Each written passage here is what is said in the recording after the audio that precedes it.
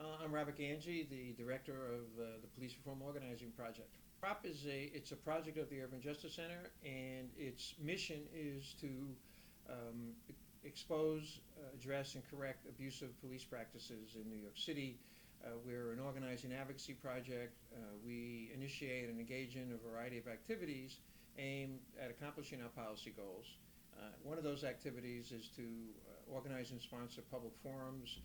The one we held most recently, Monday night, December 3rd, is called From Behind the Blue Wall of Silence, and it consisted of a panel of retired police officers who would speak, and who did speak very critically about the practices of the NYPD, particularly the Quota system, which puts pressure on individual police officers to hit certain numbers on a weekly or a monthly basis, numbers of arrests, numbers of summonses, numbers of stop and frisk, and that kind of pressure, which unfortunately causes many police officers to engage in highly objectionable practices, where they're arresting people on no basis, and they're giving out summonses, again, for no reason, and they're stopping and frisking people who are not engaged in any kind of suspicious activity.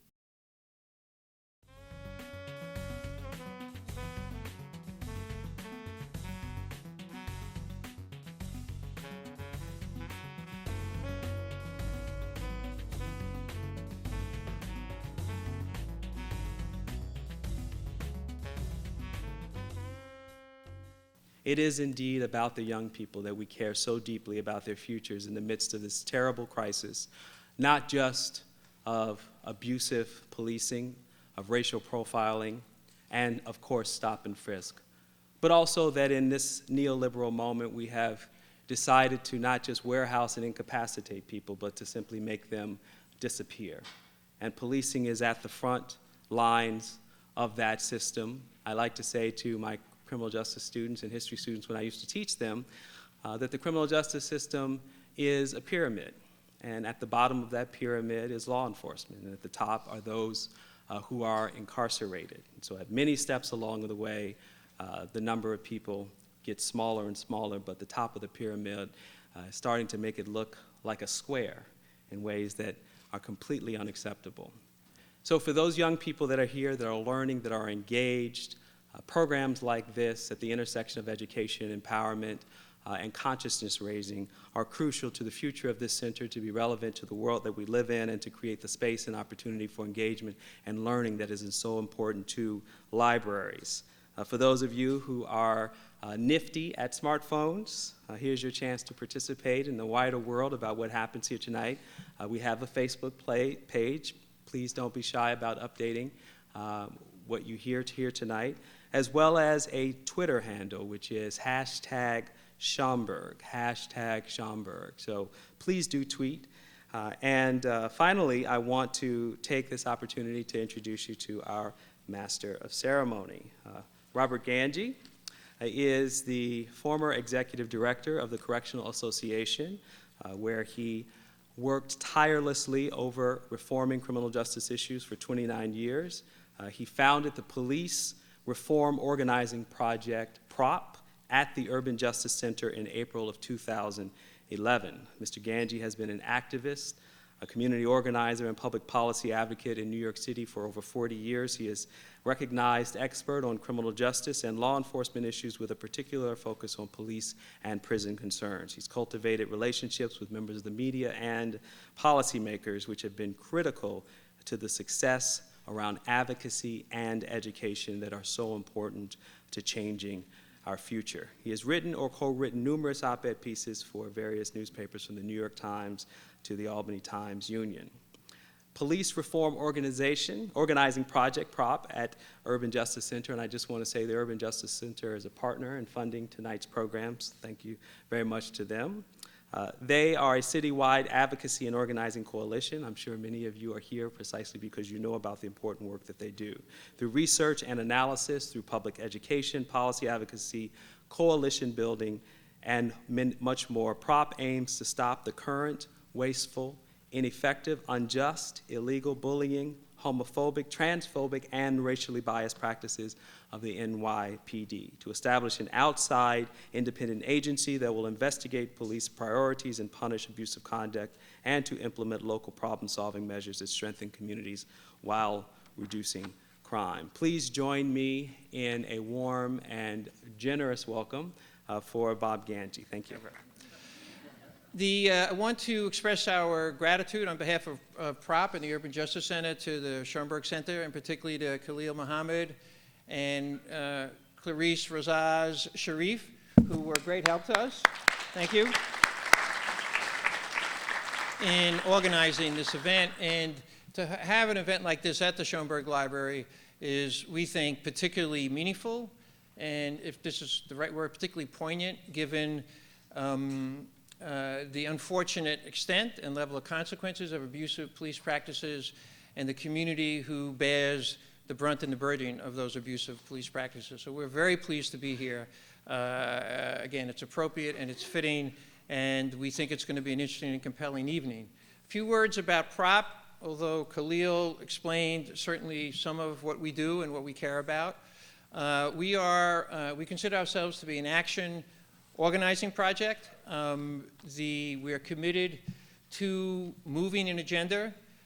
We hold events like this to educate the public, and we're not just interested in educating people. We're interested in mobilizing people and organizing people to press for change and to press for sweeping reforms in the abusive practices of the NYPD.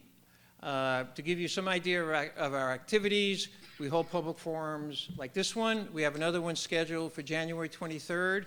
It's a clergy forum where we're going to have leaders of the various faith communities and congregations in New York City speaking about the issue of abusive police practices from a religious and moral perspective.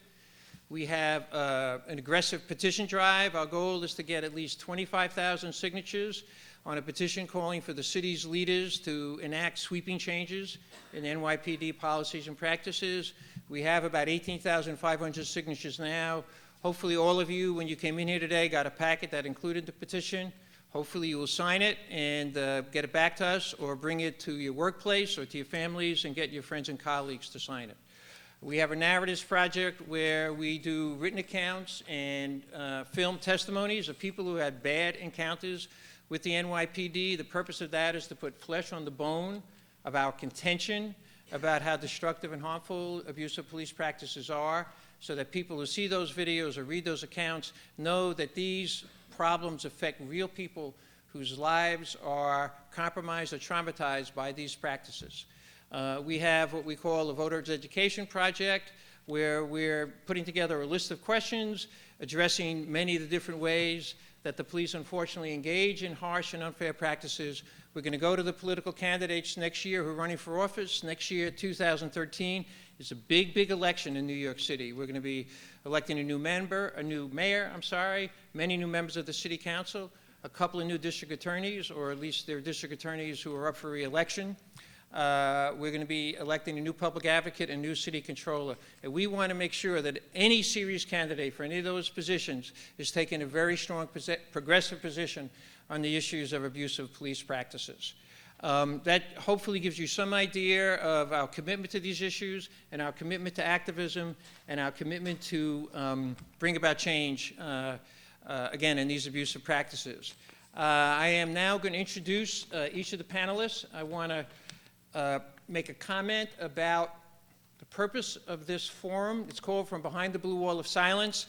I think we all know what the blue wall of silence represents, is that most police officers, certainly most current police officers, and even most retired police officers, will not come forward with public comments and criticism of the NYPD. To a larger degree, it's out of loyalty to the department, even if it's a misbegotten loyalty, and to a larger degree, it's out of fear of retaliation from the top brass in the department. The 6 people who are going to be speaking to you tonight are, I think, in addition to being outspoken, they're brave and they're performing a very important public service task. Because before we get the kind of changes that we want to see in police practices, we need to expose the problem. We need to expose the injustices, and there's hardly any people better than retired police officers who've been there, seen it firsthand, and come forward in a stronger, compelling way and present their experiences to you. So all of them deserve our recognition and our gratitude. And I will soon introduce each one of them. Not to be outdone in the area of social media, we at FROP also have a Facebook. Where's a person who could help me with this? We have, what do we call it? We want people to like us on Facebook. And we have a Twitter. What's our Twitter? I don't know. Could people here? Okay, follow us on Twitter. Don't we have a hashtag? I mean, they have a hashtag. Do we? I guess not.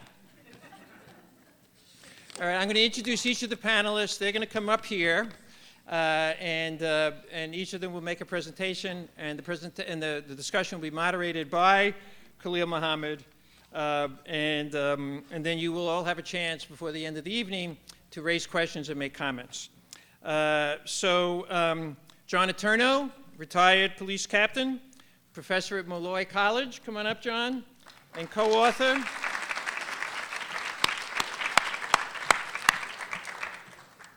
Of the Crime Numbers Game, Management by Manipulation. Thank you, John. Jeff Kaufman, who is a retired police officer, former counsel to the NYPD. And God bless him, a school teacher now in Brownsville, Brooklyn. Anthony Miranda, also retired NYPD sergeant, and he's chair of the National Latino Officers Association. Anthony. Graham Weatherspoon, retired NYPD directive with Black Law Enforcement Alliance.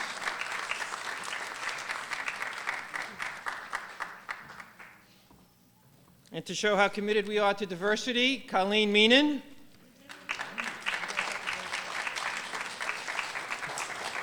You said we have to go down? Colleen is a retired NYPD sergeant, practicing attorney, and former executive director of the Gay Officers Action League. And last but not least, where's Chucky?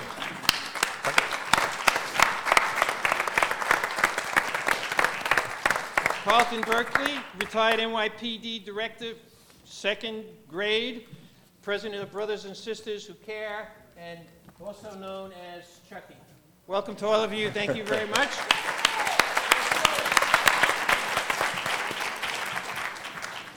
Well, I don't know about you, but the first thing I noticed about being on stage with a bunch of retired cops is that they all stand up ready for action, right? I've never had a panel be called to the stage and everyone stands in front of their chair, so impressive. And by the way, is it okay to call you retired cops? Absolutely. Is it police officers? Call us anything but late for dinner. All right. So as Bob described, I think that we want to open really with an opportunity for you to describe your relationship to the work that Bob's doing, why you are here, either through experiences that you have that informs your critique today, ambivalence that you still feel about the kind of language that you hear in protests to stop and frisk, if you want to take on some of the issues and begin to ask some of those tough questions. I know that Commissioner Kelly often talks about, well, what are we going to do in lieu of? Don't just tell us what's wrong with it. So I think there's a wide berth for you to engage, each one about 6 minutes or so. Why don't we start with Colleen? No? Lady, thank you. Yes. I'd like to thank Bob Ganji and PROP for all their efforts. My good friend Bob Pinter, who's been instrumental in getting me involved and prompting me to lend my voice to some of this. Also to Mr. Muhammad and his staff here at the Schomburg Center. I'm really happy to be here tonight to have a chance to share some of my thoughts with all of you. I guess I came to policing back in 1982. And so although I left policing far before this recent controversy, I nonetheless have a full appreciation, I think, of what is happening today, because it's always really been a part, traditionally, of policing in New York City.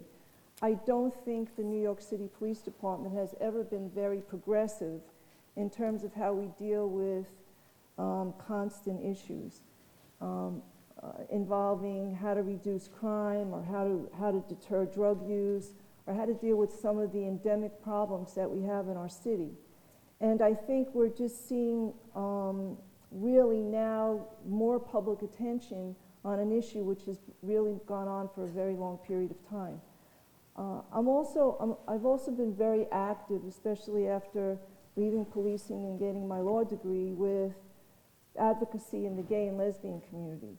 And, you know, police abuse and misuse of power in the gay community has always been a dirty little secret. First, because just out of the fact that many gay and lesbian people tended not to be public about their identity until recent times, and until recent times many things have changed in that regard.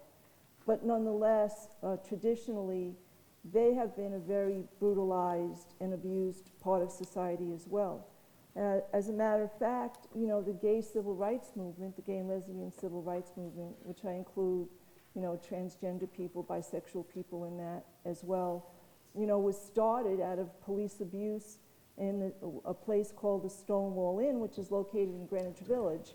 And traditionally, the police historically would enter, you know, gay and lesbian establishments, which were also often very secreted in local neighborhoods, and they would abuse people and toss them around, and then inevitably arrest them for no reason other than being in a location or being identified as a person that they didn't particularly appreciate. And so I'd like to say that that was, you know, probably the most public stop and frisk among the gay and lesbian community, where we fought back rather, and turned into a little mini riot down in the Village neighborhood and right outside the bar, and ended up with a lot of police injuries and a lot of arrests. But nonetheless, it kind of motivated people to think about stopping the police abusive practices that had been rampant throughout the gay and lesbian community, and kind of bring an end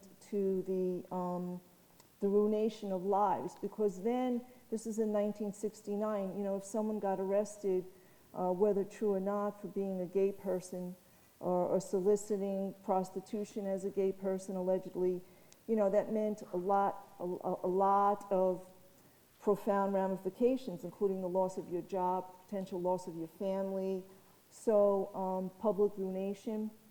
So I'd like to think that, you know, the events that we saw then, that has happened among my community historically, has changed, but, you know, I see it now more prevalent, the same type of thing happening among the communities of color, where young people are ending up with criminal records at, you know, 15 and 16 and 17 years of age, because they've been unlawfully stopped and perhaps challenge a police officer, because that's always the big no-no. I mean, I remember that during the time that I was policing, which is a period of time of my life, honestly, that I'm very proud of. And I'm ashamed of the police department and the things that I hear about today, because I believe that they can do better, and they know they should do better. And there are people, many that I'm sitting with here on the stage tonight, that are better than that. And we know we're better than that.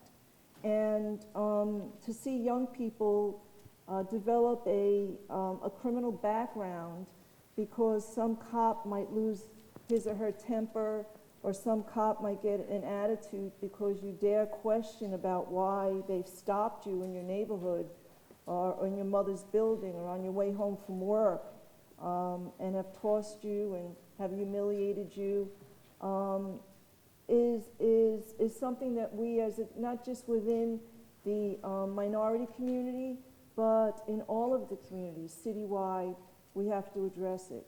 And I think for myself as a Caucasian person, and I said this at the last time we met and we talked, I think more Caucasian people have to be involved, including former cops or present cops. And we need to expose what's going on. We need to tell the truth. We need to speak truth to power. That's the only way we're truly going to bring about change. collectively as one society, not as diverse individual groups, because what should happen to me should not happen to you, and what should happen to you should not happen to me. So that's why I continue to participate. And, you know, policing, it's necessary. It's a very difficult job. I've shared the last time, you know, I grew up in the Bronx as a woman. I can still remember coming home late at night and dashing into my building and dashing upstairs because you never knew what you were going to find in the building, or you never knew what would be in my in the lobby on the way in the building, or maybe if I was going to be followed home. And I'd like to think that policing can make neighborhoods safer so that other young women don't have to experience that sense of fear and fright. But the way that we're going about it is all wrong. And I think we can be part of the solution. And I think there are really good alternatives that are being discussed out there now, and Prop's taking the lead on some of those. So thanks for being here and letting me share, and I hope at some point I can help change or be a part of a change for any young life that's been affected by any of this. And I apologize if that's happened, because policing is better than that. Law enforcement is better than that.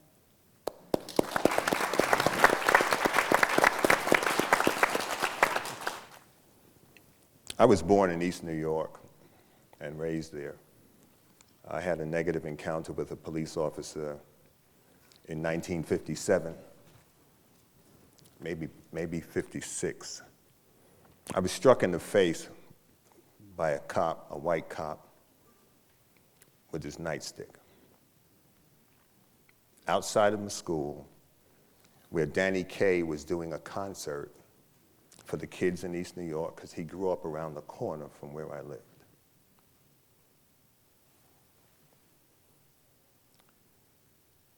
I was very much disturbed because my father had died a few years prior. And I knew that if my father was alive and I told him that this cop hit me in the face with his nightstick, my father would have broke his neck.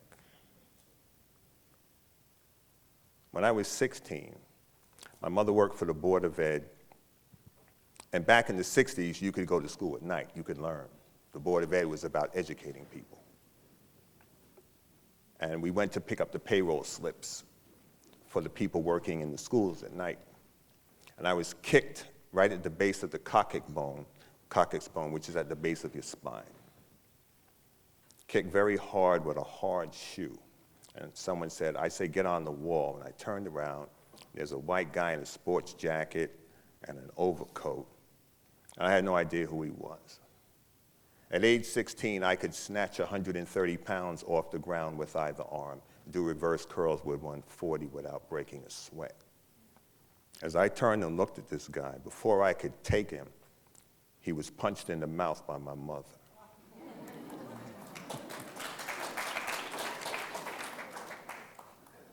I told my mother, and she told those detectives to get out of the building. She said, this is a school. You don't come in here kicking anybody, let alone my son. Get out of this building. I told my mother at age 16, the next cop that touched me, I would kill him. And I meant that, and she knew I meant that. And she had no problem with my mindset. My father and grandfather gunned down the Ku Klux Klan in Georgia in the 1930s.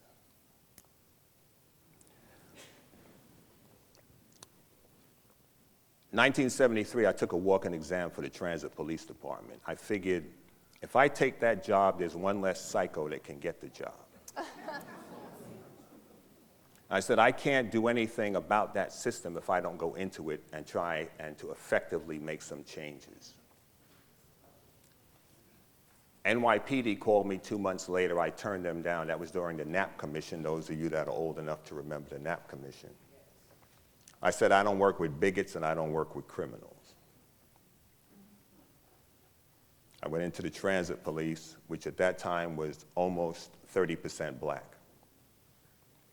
And I was taught by some very astute black men, not just in policing, but about the community and about protecting the people.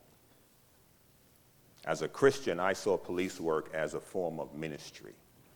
It wasn't a job. It's something you need to be called to. This is not hamburgers, French fries, or anything like that, because you're dealing with the critical issues in people's lives.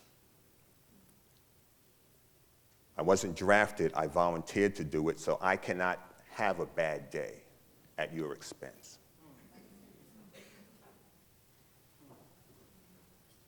I volunteered. I wasn't drafted, so I cannot be afraid of you because of what you look like. And I cannot kill you, and as they say, if you can articulate. That's the code word. If you can articulate your reason for doing what you did, don't worry about it. I worked in the top plainclothes unit of the New York City Transit Police. I went into the Transit Police in 1974. And we worked in a unit called the Black Hispanic Squad. And we did the entire city, from homicides, kidnappings, everything, Transit Police. All of us got promoted, detectives, sergeants, lieutenants. I went to the squad as a detective. And in my tenure as a detective, I sent cops to prison for raping young girls, black cops. I sent white cops to prison for brutalizing people because they thought they were just beating up niggas. And that individual was a PBA delegate.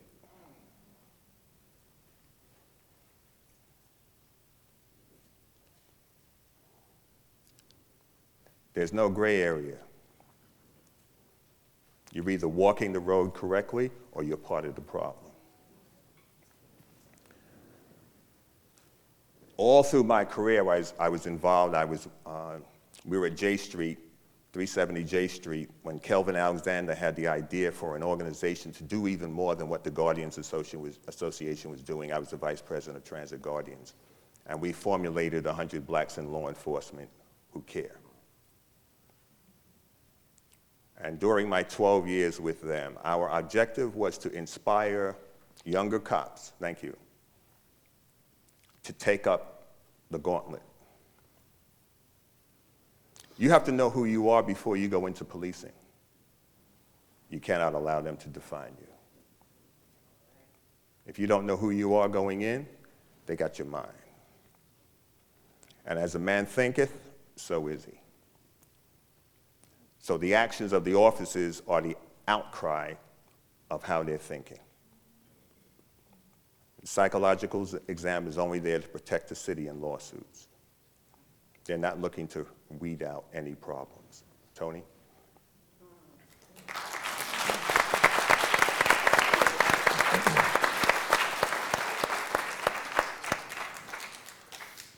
Again, my name is Anthony Miranda. I'm the founder of the National Latino Officers Association. I'm a retired sergeant with the New York City Police Department. Did over 20 years. Probably worked in most of the specialized units that they have. One of the reasons we're involved, especially with the ongoing project they have here, is moving people to action. We've been at forums and we've been to congressional hearings and city council hearings and all kind of hearings held by elected officials year in and year out. What ends up happening at the end of those is they, sometime after the media leaves, they generate a report that sits on a shelf. Maybe they have a lot of recommendations in there. None of them ever get implemented, and either 2 years later, something else happens, and we're back to having hearings again. So part of our project, like 100 Blacks in Law Enforcement, was to organize ourselves internally, because the same discrimination that you see outside in the streets is the same thing that officers feel internally and go on every day. If we didn't have a uniform on, when we took the uniform off, we were just like everybody else. And our badges didn't get us that far after that. And you see a lot of younger police officers, even to this day, minority police officers, I say, getting in trouble because they're stopped by Caucasian officers and always say that they never identified themselves or somehow did some misconduct or were congregating with other people who were unruly, and they end up losing their jobs or getting targeted early on in the police department. The police department has a long history of retaliation. You either toe the line or they retaliate against you. when you see officers out there in the street and you see some people try to justify what they do because they say, well, I want to keep my job, I want to keep my paycheck, I want to get to those specialized units, I don't want to be disciplined unfairly. And they tend to try to justify or the acceptance of what we call misconduct that we see every day. It's a struggle to keep officers internally to keep their identity separate. When they get into the police academy, indoctrination begins to say it's us and them. And that mentality continues on every day after that when they're in the street until they finally buy into that kind of identity. And we always tell them, remember your mother, your father, your sister, your brother, because when the officers finally do respond and they disrespect one of your family members, then you get a taste of what the average community goes through every day. And then you want to react. And sometimes it's just too late. They sit through, discrimination, the racial jokes, and we tell them don't tolerate this kind of conduct because that kind of perpetuates what's going to happen next. If they feel that you can sit through and tolerate discrimination internally, what they say about your own people, then about your women and everything else, then this conduct will carry itself in how they behave in the street because they don't respect you anymore as an individual. So our struggle is to make sure that officers remember who they are, respect themselves enough to have their own individual identity, and understand that the job of doing law enforcement is a much-needed profession with qualified people. Unfortunately, I'm going to change the topic real quick on you. I recently had a discussion with my niece at a family gathering, and it's amazing how they mix apples and oranges in conversations. And the conversation went something like, you just got to do away with that whole stop, question, and frisk thing. It's all illegal, it's abusive. It says, no, the idea of stop, question, and frisk and how it became formulated into law had a legitimate purpose. There was a purpose, even in codified, let's say they engaged in the behavior before it was even codified into law. The law kind of gave them the boundaries because they were beginning to abuse it to begin with, so they gave them legal boundaries by which to abide. And unfortunately, they figured out how to go one step further. And currently in the stop, question, and frisk environment we have snap-out forms. These forms were created as a result of prior lawsuits where the officers were mandated to write the reasons why they stopped people in the community. When they began that lawsuit and began reading the reports, they realized that the officers couldn't articulate a legally legitimate reason for stopping the people. So to stop the city from its lawsuits, they created snap-out forms, which they currently still use.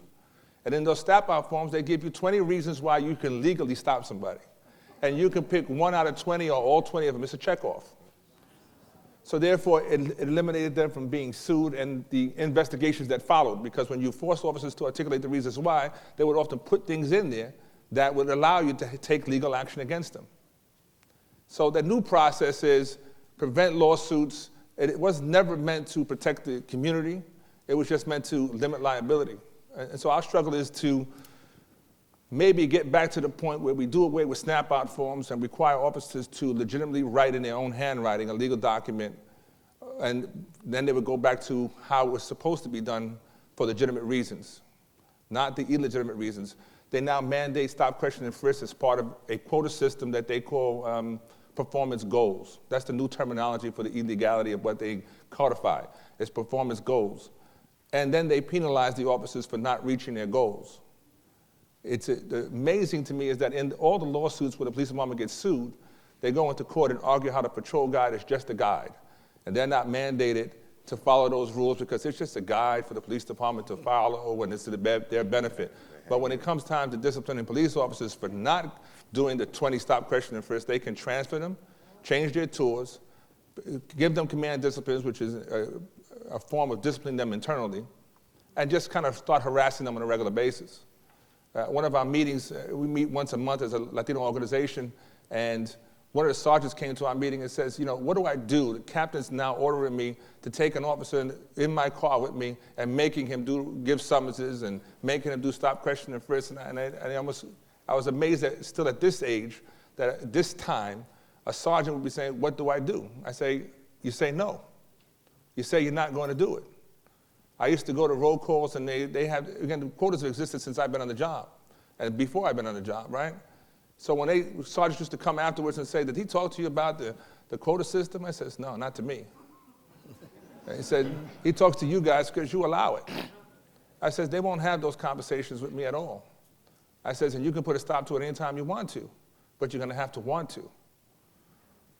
The struggle is our identity. I mean, what we do here and sharing information is hopefully to engage the community, because change does happen by officers coming forward, but it's a combination of officers coming out combined with the community at large that makes it effective. If it's one side versus the other complaining, it never has an effective resolution.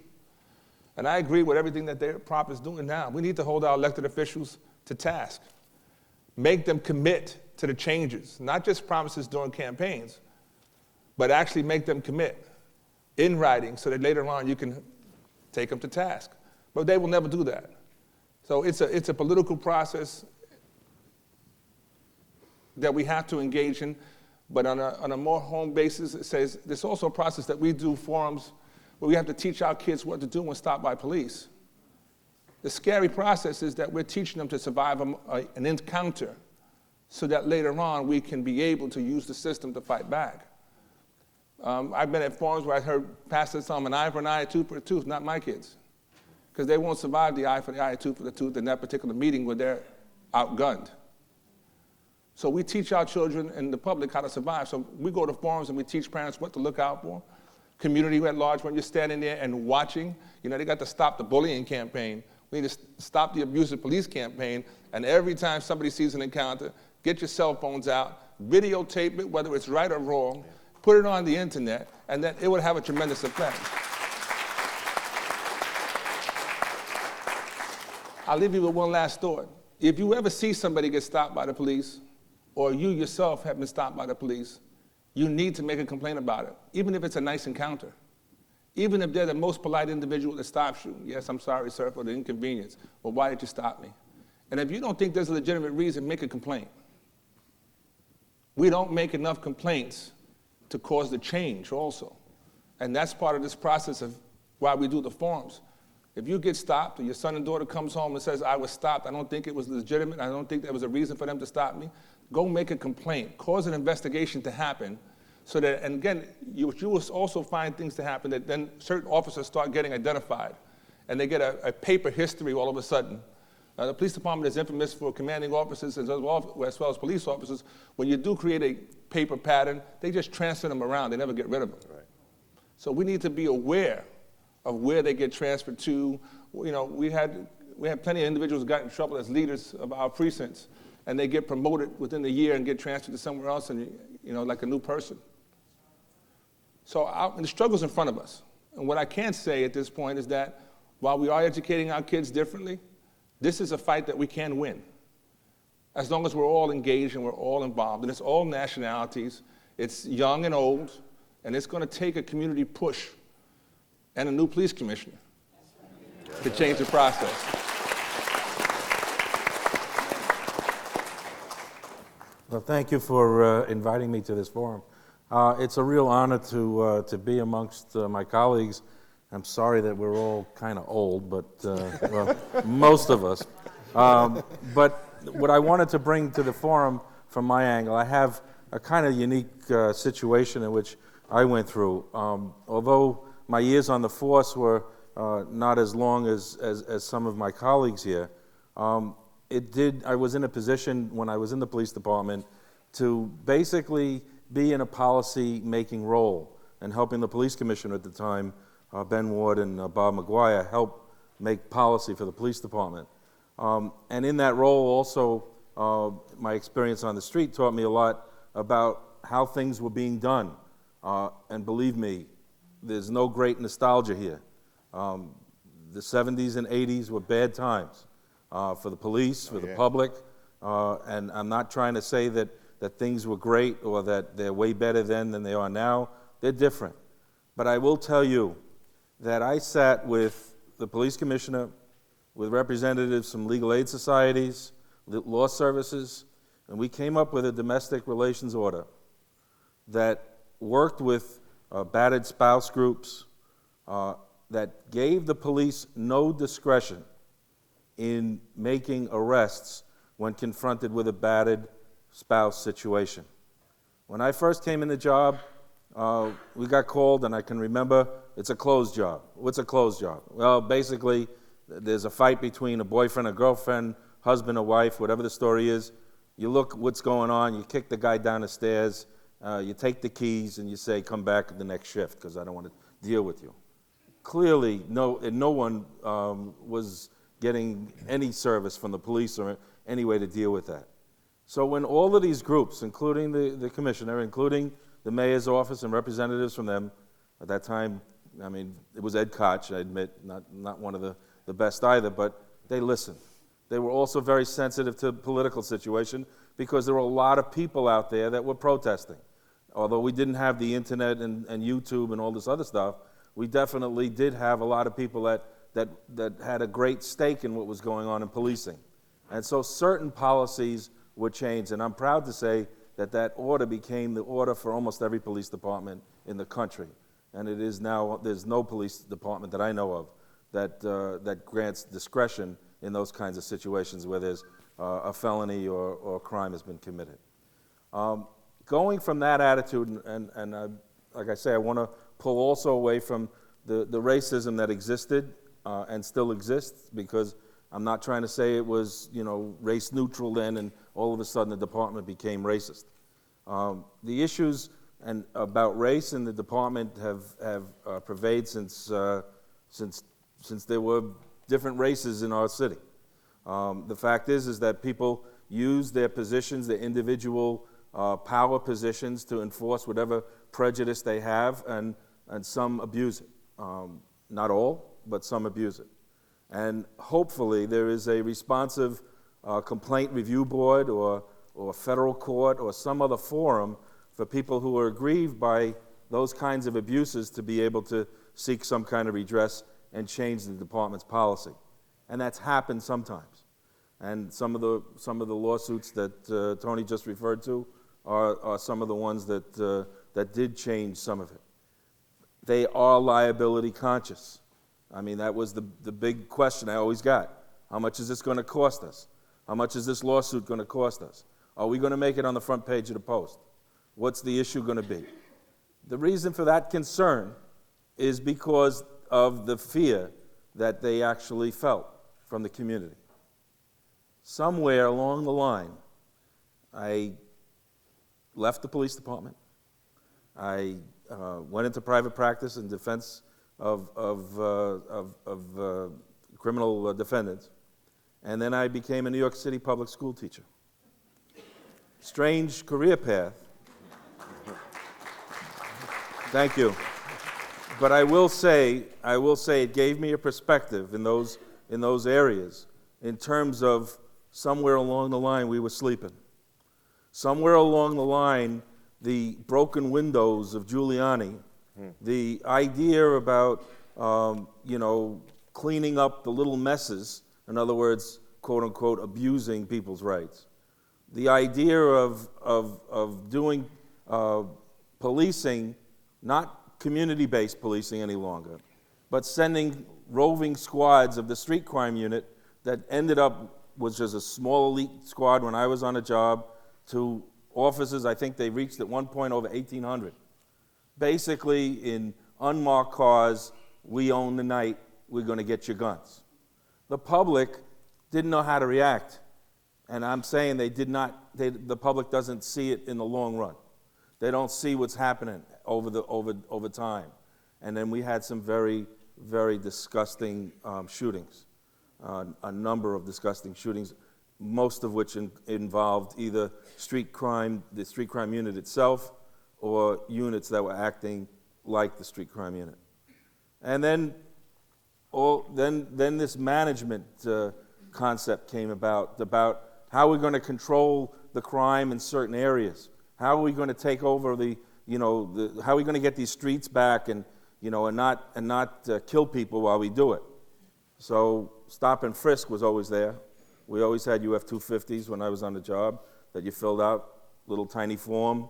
Your sergeant would say, "Why are you filling that out? We don't need those." I mean, if you made an arrest, you filled it out if it was based on a stop and frisk. If you didn't make an arrest, who cares? The public doesn't. Nobody else cares, so just let it go. Well, as that snap out form and the rest of the idea, and now we're holding police officers more accountable for every aspect of their job. They're no longer involved with the community. They can't talk to the community. The community doesn't trust them. They have totally alienated any contacts or any way of any sense of community policing. Now you fill out the form. And when they start filling out the form, I'm not going to bore you with statistics, because I know I'm in a group that knows these statistics, but we have this year, up until July, 337,424 stop and frisks. Last year was 685,000 plus. So we're going to be greater than next year. Now, one of the things as a New York City public school teacher, I taught for a while in Rikers, where I really saw some of the police abuses. When you hear the stories of some of the inmates in Rikers that were my students, about how they were treated, and some of the abuses of the police department. But when I got to the school I'm in now, which is Aspirations High School, I'm right by Broadway Junction in Brownsville, Brooklyn, right on the border between East New York and Brownsville. I'm 3 or 4 blocks away from one of the biggest areas where stop and frisks are done. So my students are the victims of police stop and frisk policy, of quota systems that guarantee that police officers in the task force in the 73rd precinct, where my school is, harass and bother my students. So much so that some of the students, although there's a lot of problems in my school, it's a transfer school, meaning it's a second chance school. So these are kids that have not many credits, but are kind of a little older. They don't need any more disincentive not to come to school. Seeing a police officer may be just as disincentive not to come to school, which is insane. I can't think of any society that has any kind of feeling or sense of investment in its youth than to alienate them totally when a student sees a police officer to walk the opposite way from school so he doesn't go to school. It's outrageous, and it's happened. Some of my students have written about it, and I thought that I'd like to share one. I can't do the rap, I'm sorry.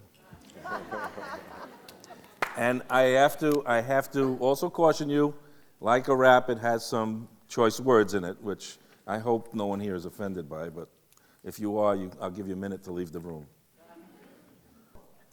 Look at their faces, stereotype our reputations. Think we below because we live in less fortunate places? Look, man, I ain't no jailbird, I ain't no killer, but I know when I walk past yo, ass calling me nigger. Same person, just a different pigment. Why you targeting me for? 'Cause I'm black and I'm gifted? I wear my skin with pride. It's what I'm proud of. Fuck if you doubt us, 'cause I know you're all scared to come around us. 2012, why you living in the past? You a bitch because you living behind your gun and badge.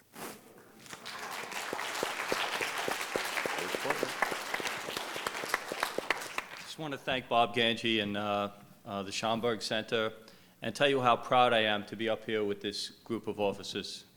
I too was a officer. I was a captain on the New York City Police Department.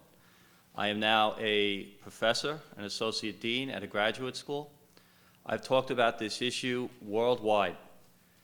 I can tell you that the New York City Police Department is a flagship police department. What that means is that what they do, everyone else does. They follow them around the world. And I can also tell you, there are numerous police departments who had followed NYPD who are now under consent decree. One quick example is the Baltimore City Police Department.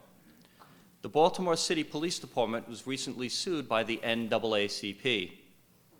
They went into consent decree because of the exact policies that are being followed by the New York City Police Department currently. What could be more telling than something like that? New Orleans, also under consent decree. And these places all have former leaders from NYPD who are sopped up by these other places time and time again. I can tell you in my book, The Crime Numbers Game, a chief from the United Kingdom wrote the foreword. In the United Kingdom, they've tried some of these similar issues, and the Home Office has written reports about the numbers game, playing with the numbers.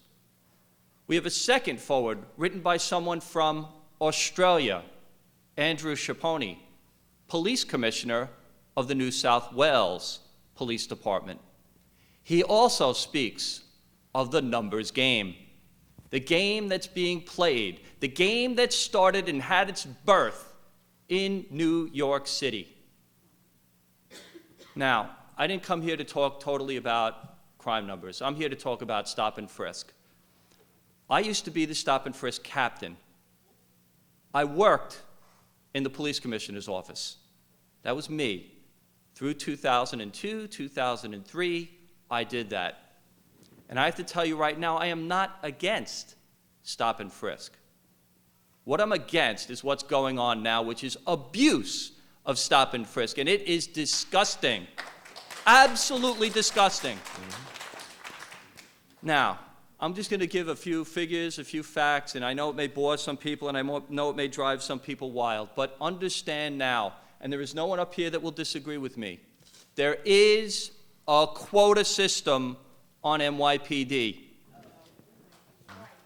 As a researcher, I've been a researcher. I wear a couple of hats here. You know, former cop, researcher, done all sorts of things. I've interviewed hundreds of police officers. I've surveyed thousands. I'm very well published in this area. I know what's going on.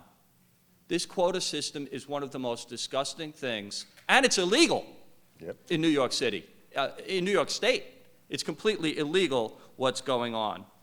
The quota system, I had one young officer who I'm just going to talk about very briefly, who I spoke to very recently, and this is within a matter of the last couple of months. He shows me his iPhone, he shows me some pictures on there.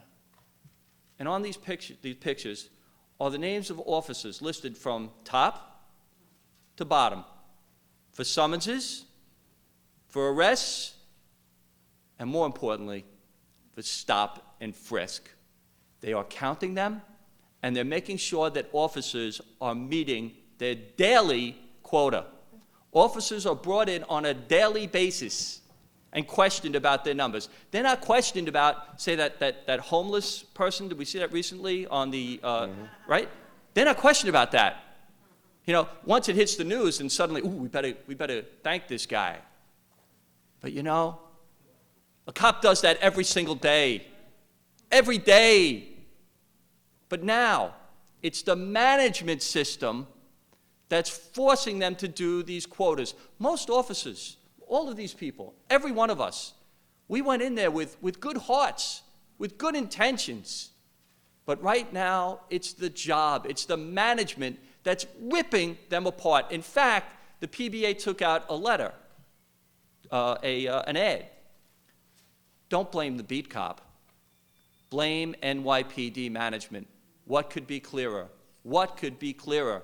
They understand that it's the management system called CompStat, which is compare statistics. And what they're doing is they're comparing statistics through the commanding officer, who has to get up at a podium like this in front of the higher echelon of the job and defend what's going on in the precinct. So the CO, the commanding officer, they got to have the numbers. If they don't have the numbers, they get ripped apart at these meetings. And let me tell you, it's a bloodbath. This is no way to lead. I never led like that, never. I always respected people. And if you don't respect the leaders, the commanding officers, that filters down to the cops. And what do the cops do when they get out on the street? They don't respect the people. The tone is set at the top. Make no mistake about it. It's the leadership that is sending this message through the ranks. Now, a few interesting facts. My colleague Eli Silverman and I, Eli, are you still out there? I don't know if he's here, but I hope he is. I'm glad you are here, Eli. Thank you for coming. We did a survey of a little under 2,000 retirees. I was lucky enough to have access to that. In that survey, I asked them about stop and frisk. I said, officers, tell me, how much pressure is there on you with stop and frisk? Now, using before 1995 as a baseline, because that's when CompStat was its first full year. At that year, before 1995, all the officers that worked back then said they really didn't have that much pressure. About 9% said there was high pressure on them. And those are probably people in street crime that Jeff was talking about. We did this in the survey, then we look at people from 2002 onward. The high pressure jumps to nearly 40% of officers responding. Let me tell you, that's just about everyone that works the street in our survey. 40% felt high pressure to just write stop and frisk reports. Stop and frisk was not meant for that. It wasn't meant to go out there and make a number. What's meant is if you have reasonable suspicion that a crime is taking place, that's what that form is for. That is what they're supposed to be doing. That's what it's all about. Okay, a couple of other issues. NYPD's position on stop and frisk is simply untenable. They've claimed that crime has gone down 80%. I hope people understand that, 80%. Now, look, I can stand up here, I can give you whole PowerPoint presentations on the bogusness of that, okay? I've tons of stuff. But understand this, if crime goes down 80%, how the heck do you have 700,000 criminal suspects walking in the streets? It can't happen. Their logic is just flawed, and I'm going to go through it quickly. I know I don't have too much time left. But in 2002, back when I was working and I supported stop and frisk, we did less than 100,000 stops. Less than 100,000. We had 587 homicides. Now we fast forward to 2011, 700,000 stops, and we still have about the same number of homicides. So what the heck is going on? Quota.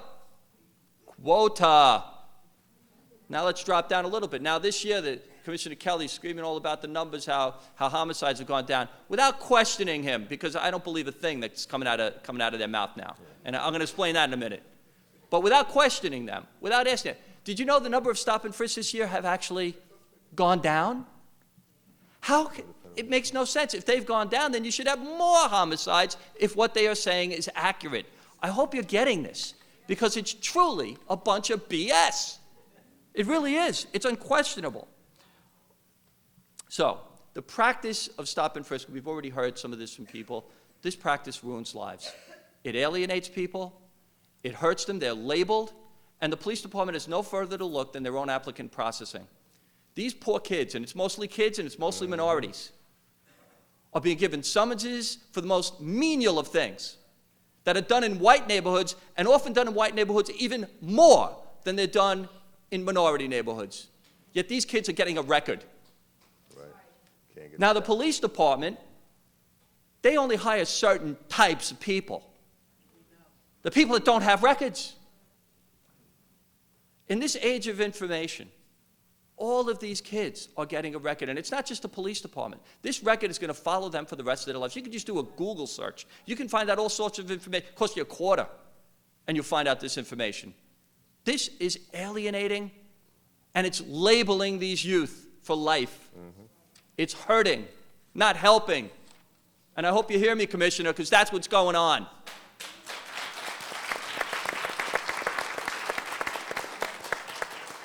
Now, I want to talk about one last thing, and that's some of the reasons why I don't trust the NYPD at this point. Some of the real questions, the real issues that they've really touched and bothered me by. One of the first things, they had a reprehensible video. I don't know if you're aware of this, on being shown to all officers. It's reprehensible in that it was really wrong, first of all, and it really was discriminatory. This video, which really made fun of Islam, they said that didn't exist, was being shown on a loop, continuous loop, to officers being trained on terrorism. Now, they said it didn't exist. We now know it does exist from an Associated Press article. We also know we were told that Commissioner Kelly was not on this video. Commissioner Kelly was one of the stars of this video. Give me a break.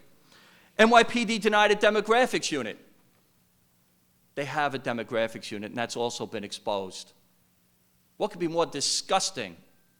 A demographics unit? What, are you kidding me? You're supposed to be working on evidence, on proof.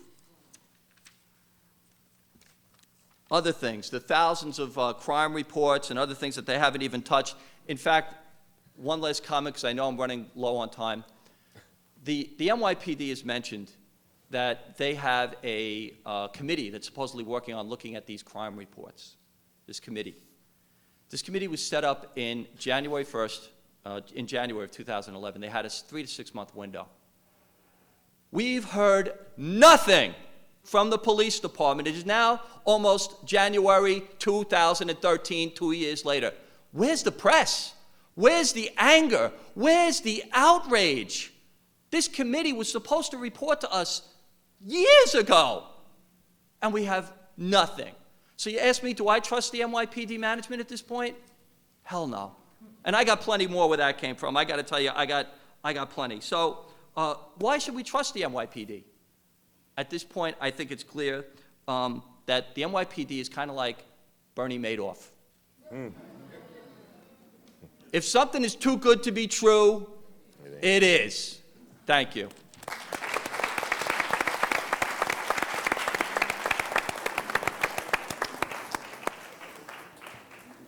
First, let me give honor to my God, my Lord and Savior, Jesus Christ.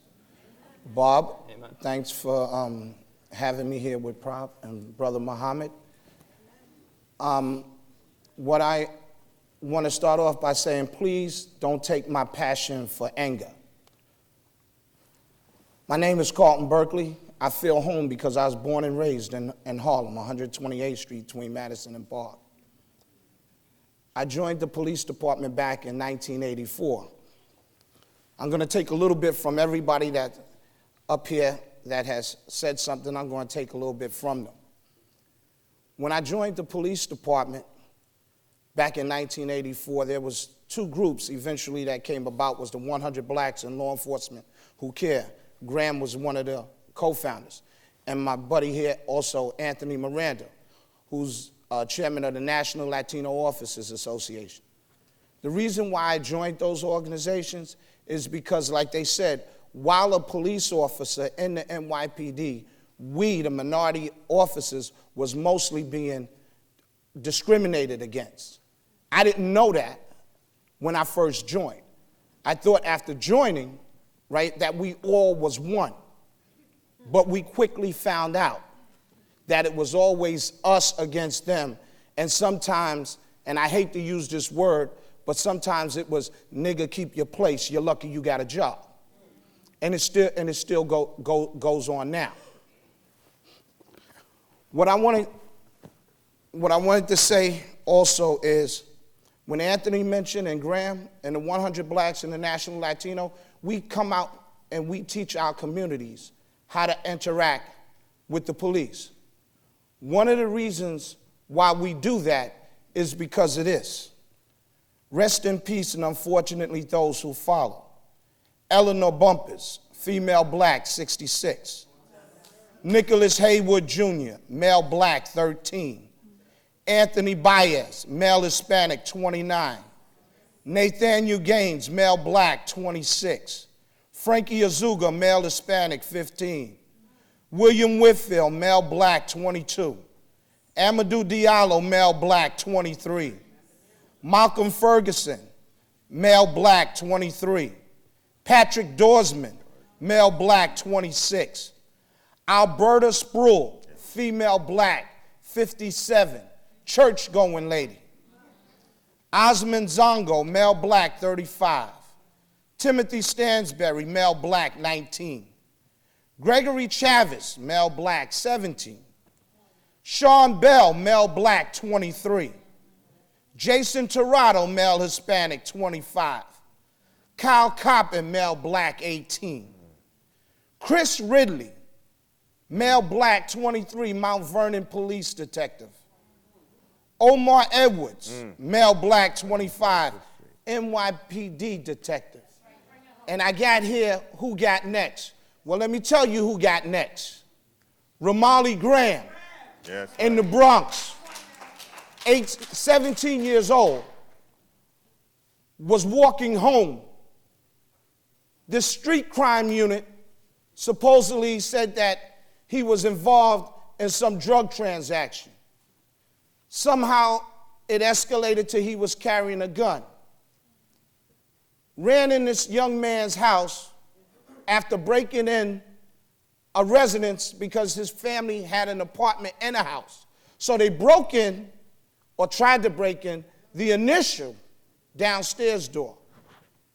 Walked in the building, kicked in his private apartment door, went in, shot and killed him in front of his grandmother and his 6-year-old brother. When I got that call from the father, and I rushed up there, being an NYPD detective, the police, what they taught me, I used against them. And all the hours that they were in that apartment, I was able to get footage to show exactly what happened. So what I did was took what they taught me, and I can't elaborate even more because it's an upcoming trial. Next week. I'm constantly in contact with the Romali Graham family and the Jatik Reed. Jatik Reed is our version of the Rodney King beating, which happened just a little bit before Romali Graham. Like I said, please don't take my passion for anger. But am I upset? You goddamn right I'm upset. And while I commend my brothers here, because Anthony and Graham and us, and they came on before me, we all band together and we started fighting NYPD while we were in NYPD. And we continue to fight NYPD while we're out of NYPD. And we told them that when we were in there, that we were going to continue. We brought up a lawsuit. Really, it was by the National Latino officers. At that time, we brought a lawsuit up about the disparate treatment. The NYPD said it was fabrication. But all of a sudden, they agreed now, at that time, to pay out $26 million, but they didn't want to go public. They said it was an act to show good faith, but they didn't want to admit guilt. Well, when you're paying $26 million, exactly. But what hurt was we had close to 11,000 blacks and Hispanics, some Caucasians, that were supposed to go through with the lawsuit. When it finally came down, less than 3,000 people went forward. Why? Over 8,000 were afraid. Afraid of like what Anthony and what everybody up here is saying, the retaliation. Well, let me tell you, I wasn't afraid, and I got part of my lawsuit, my monetary value. I got it. And I'm still looking for more today because things are coming up, and I'm looking back, hey, I was on that time, and if I was on that time, I want some of that too. Whether it happened to me or not, I want some. Listen, what we need from everybody here, and the only way this is going to work, right, it's not going to work if just all blacks and Hispanics. This is only going to work with a great mosaic of everybody. Because if it doesn't happen to you today, it's going to happen to you tomorrow. We've been sick and tired. If you didn't see the Central Park 5 documentary, go see that. When I saw that, I only had like 4 years on the job at the time, so I was just learning. But what really was heartfelt was when you looked at those young boys, and I know the whole story. when you look at those young boys who was crying and pouring out for help, and they thought they were going to get it from their parents, the parents didn't even know how to protect their kids when it came to law enforcement. That's why we educate the community on what to do when stopped by the police. We educate parents because parents don't know, even if you do, which you shouldn't, but if you do give the police department the permission to talk to your loved one, if you do, at any given time, you can stop it. At any given time. But you never should give the police department the permission to speak to your loved one if they're arrested. We tell the young folks out there, don't speak to them. I'm going to use part of my time to just give you a simple demonstration of what I teach young kids. When you're walking down the street, you get a call, and the police get a call. If the police stop you in an area, I'm going to give you a Saturday night, whatever area you're at, and the police stop you, do you know why they're stopping you? They're stopping you because you're the only one in that vicinity. So right then and there, you are the perpetrator. You don't know you're the perpetrator because they're not going to tell you you're the perpetrator. What they try to do is stop you by engaging you. How you doing, sir? Or whatever. Sir, did you see a car? Did you hear a gunshot? Did you see somebody run? And what you think is you think, because you're not the perpetrator, right?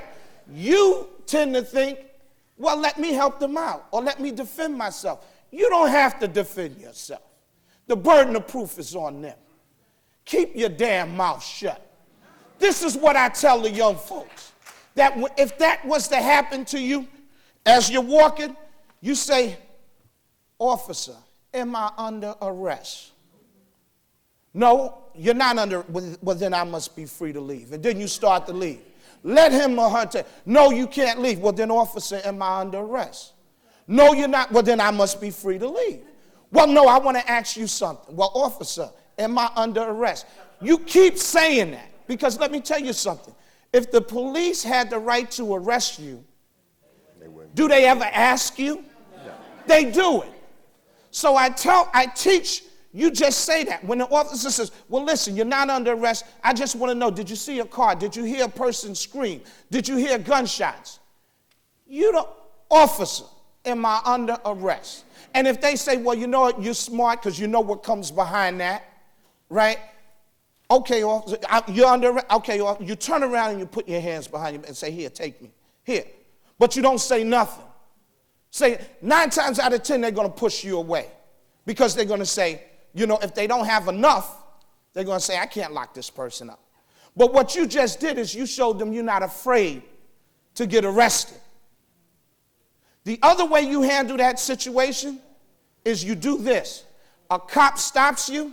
Excuse me, you live around here? This is what you do. And you look him or her straight in the eye and you just do this.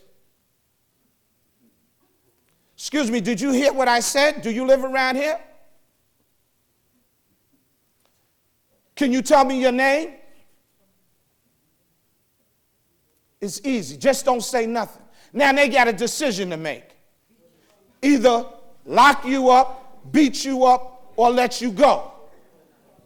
Now there's going to be some derogatory statements coming behind that. But you know what?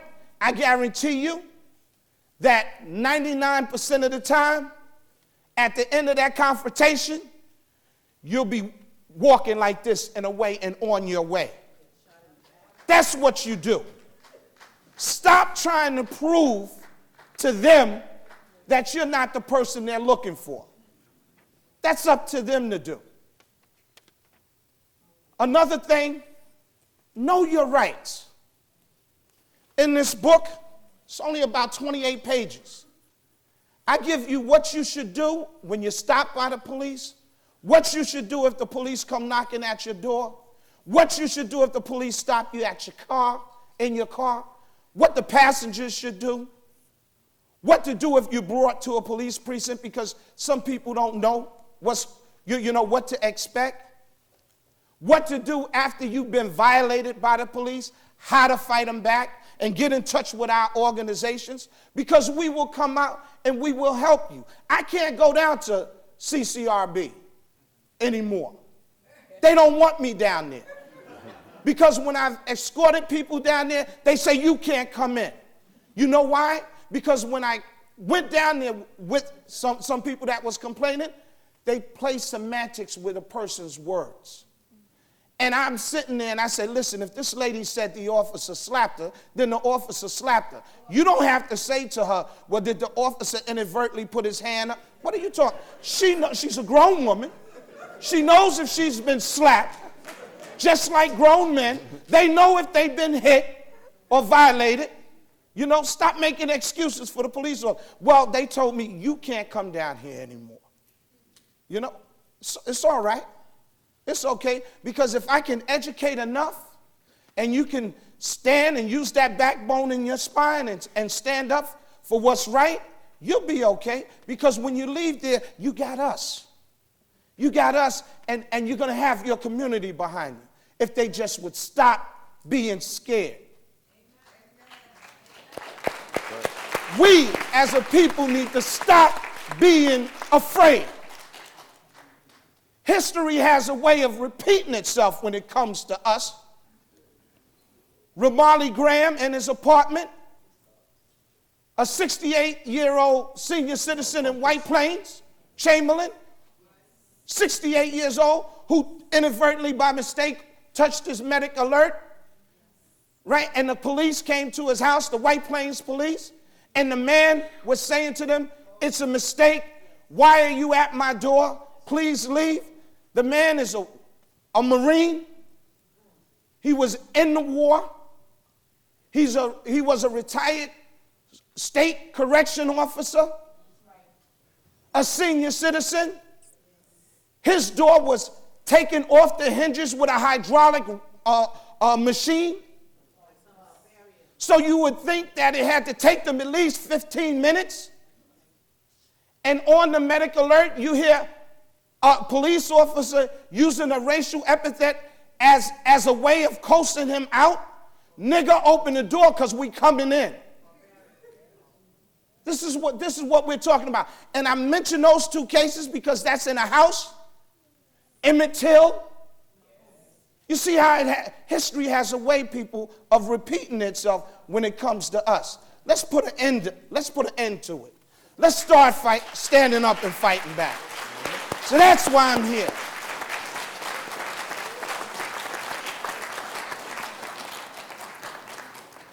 Those were all very powerful testimonies of a very enduring problem. And in some ways, I think words of analysis and engagement are inadequate to really wrestle with the enormity of this issue.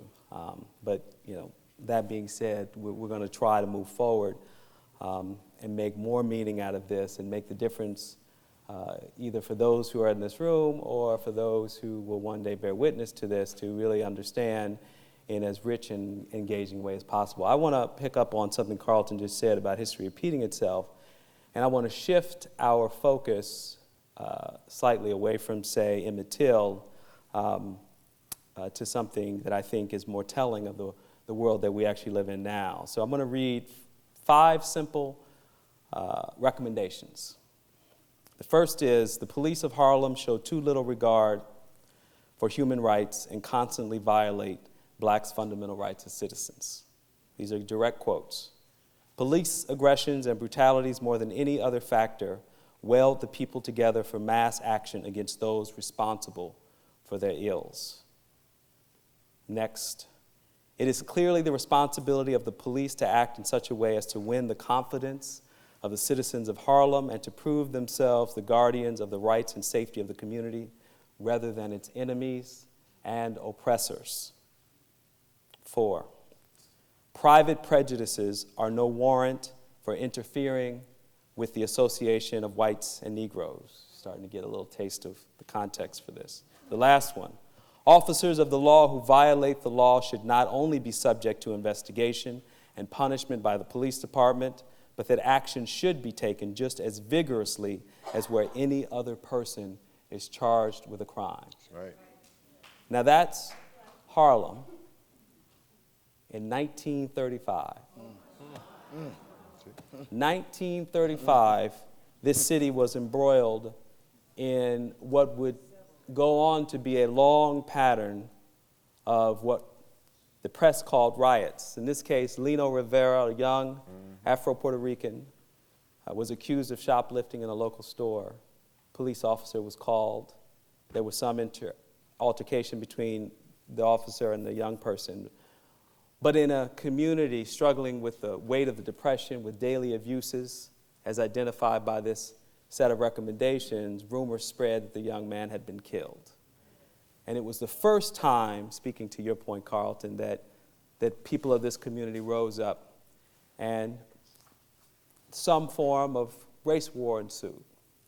Most of it was directed at property. But eventually the mayor of the New York, at the time, LaGuardia, went around the community with a bullhorn, quieting the unrest. And out of that came a Harlem Riot Commission report. These are the 5 recommendations of that Harlem Riot Commission report in 1935, right at the tail end of the Harlem Renaissance. So the question, of course, one has to ask, have we learned anything in all these years? Now, the other interesting note that I'll add to that is that in that report, E. Franklin Frazier, who was then an African-American sociologist, one of the leading sociologists in the country, had done some survey work, like John here.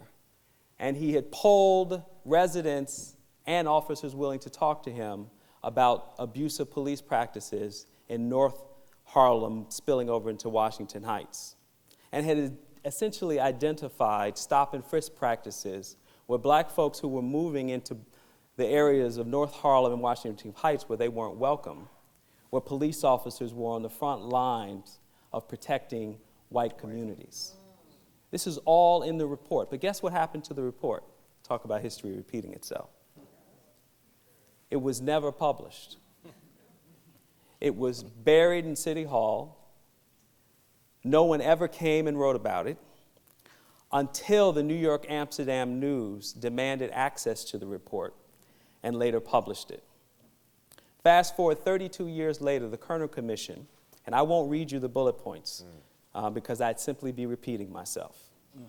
In 1967, the Kerner Commission came up with 5 of the exact same conclusions in response to the urban rebellions of that moment. So I think what is deeply disturbing about where we are in this moment is that this policy, in many ways, is not a problem in the way that we configure it as a problem. It's a solution.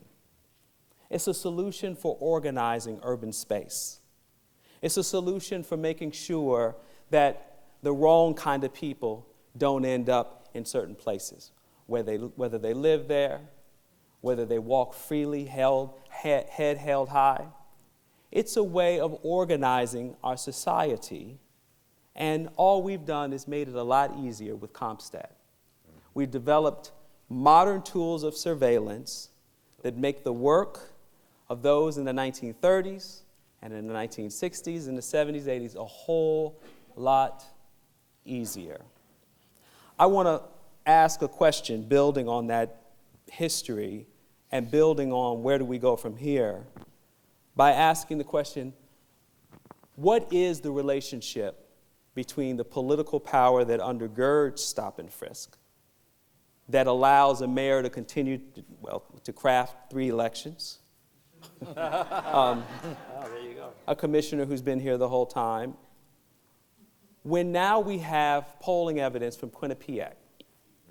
They poll regularly. What do you think about Mayor Bloomberg? What do you think about Commissioner Kelly? What do you think about the NYPD? What do you think about stop and frisk? Well, as it turns out, and this has been consistent for quite some time, that when black people are asked about stop, question, and frisk, they report that they approve of it. 29% say they approve of it. By comparison to their white counterparts who are polled, 58%. And yet, as we well know, roughly 9 out of 10 of those stopped are either black or brown. So is the political accountability the most significant factor upholding this? As long as whites in this city believe that stop and frisk is in the interest of public safety, a solution to a way to organize urban space, will we continue to be fighting? Because it seems to me that based on that 29%, there is no way for the commissioner to continue to say in the media that he goes around black and brown neighborhoods all over the place and people keep saying, this is a right policy. How do we educate that 58%? Is it about education? Because that imbalance between the communities that suffer from stop, question, and frisk, the disapproval rate, 71%, as compared to those who uphold that system. Take a stab at it. I think clearly the mayor has taken a stand behind Mr. Kelly, period. And he's more or less left no wiggle room at all here. I think most of us have talked. I've been at the city, we've been to many, the state I've talked with city council members and others. Jumaane Williams is the name that comes to mind. I've been at city council press conferences where I've talked about this new IG, the Inspector General's bill. I don't know if it'll pass or not. It's not a panacea. But clearly the police department needs more oversight than what they have. The CCRB, and I know what you're saying. I don't know if this IG is the answer to this, but at least it's something, in my view. And I know CCRB is, Chucky's talking about it, but honestly, these are all mayoral agencies, and they've been toothless up to this point. I have read some CCRB reports that talk about stop and frisk, and they've been very, very negative about what stop and frisk does over the years.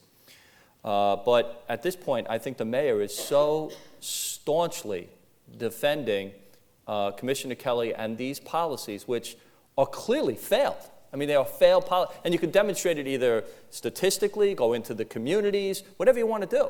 It's a failed policy. It does not work. But the company line with NYPD is that we need this to stop crime, when actually, in reality, it does just the opposite. In the long run, this actually will make more crime. Why? Because you're labeling people. You're making it more difficult for them to have opportunities. People will not go to the police because the police now have made them so angry. So if you see something, are you going to say something to the guy that just threw you up against the wall? Heck no. So I think unfortunately, it's going to take a new mayor. And I think where we get involved is who's the next police commissioner. So, Graham, I want you to respond to the original question. I want to frame it just a little bit more, just in plainer language, which is to say, if these were white kids being thrown up against the wall, would we have stopped, question, and frisk? I, as a black man, grab a white boy and throw him up on the fence. His parents would be at the precinct with an attorney before I got there. The department would not indemnify me for violating his civil and constitutional rights. I'd be suspended, and I'd be in court. What is disturbing to me is that we have gone to the feds. That's right. We have gone to the feds and gotten no response from the Justice Department. None. When you elect a mayor, you appoint a police commissioner. And I'm going to put it now in the lap of the community. It wasn't about Bloomberg getting a third term. It was about the community's inavailability to get up off of their behinds and say no. If you don't vote, it wasn't about how much money the man had. All right? We've seen Obama, we've seen Romney. Let us sit back again next year and figure, I'll wait for the next presidential election. No, and I tell kids all the time. I have children, I have grandchildren, whom I will defend to the death against anybody, in a uniform or out of a uniform. I tell kids all the time, are you being stopped? I've been stopped. I've been attacked on duty in Midtown Manhattan. But I tell them, if you are being stopped by the police, you need to ask your parents if they voted in the last election.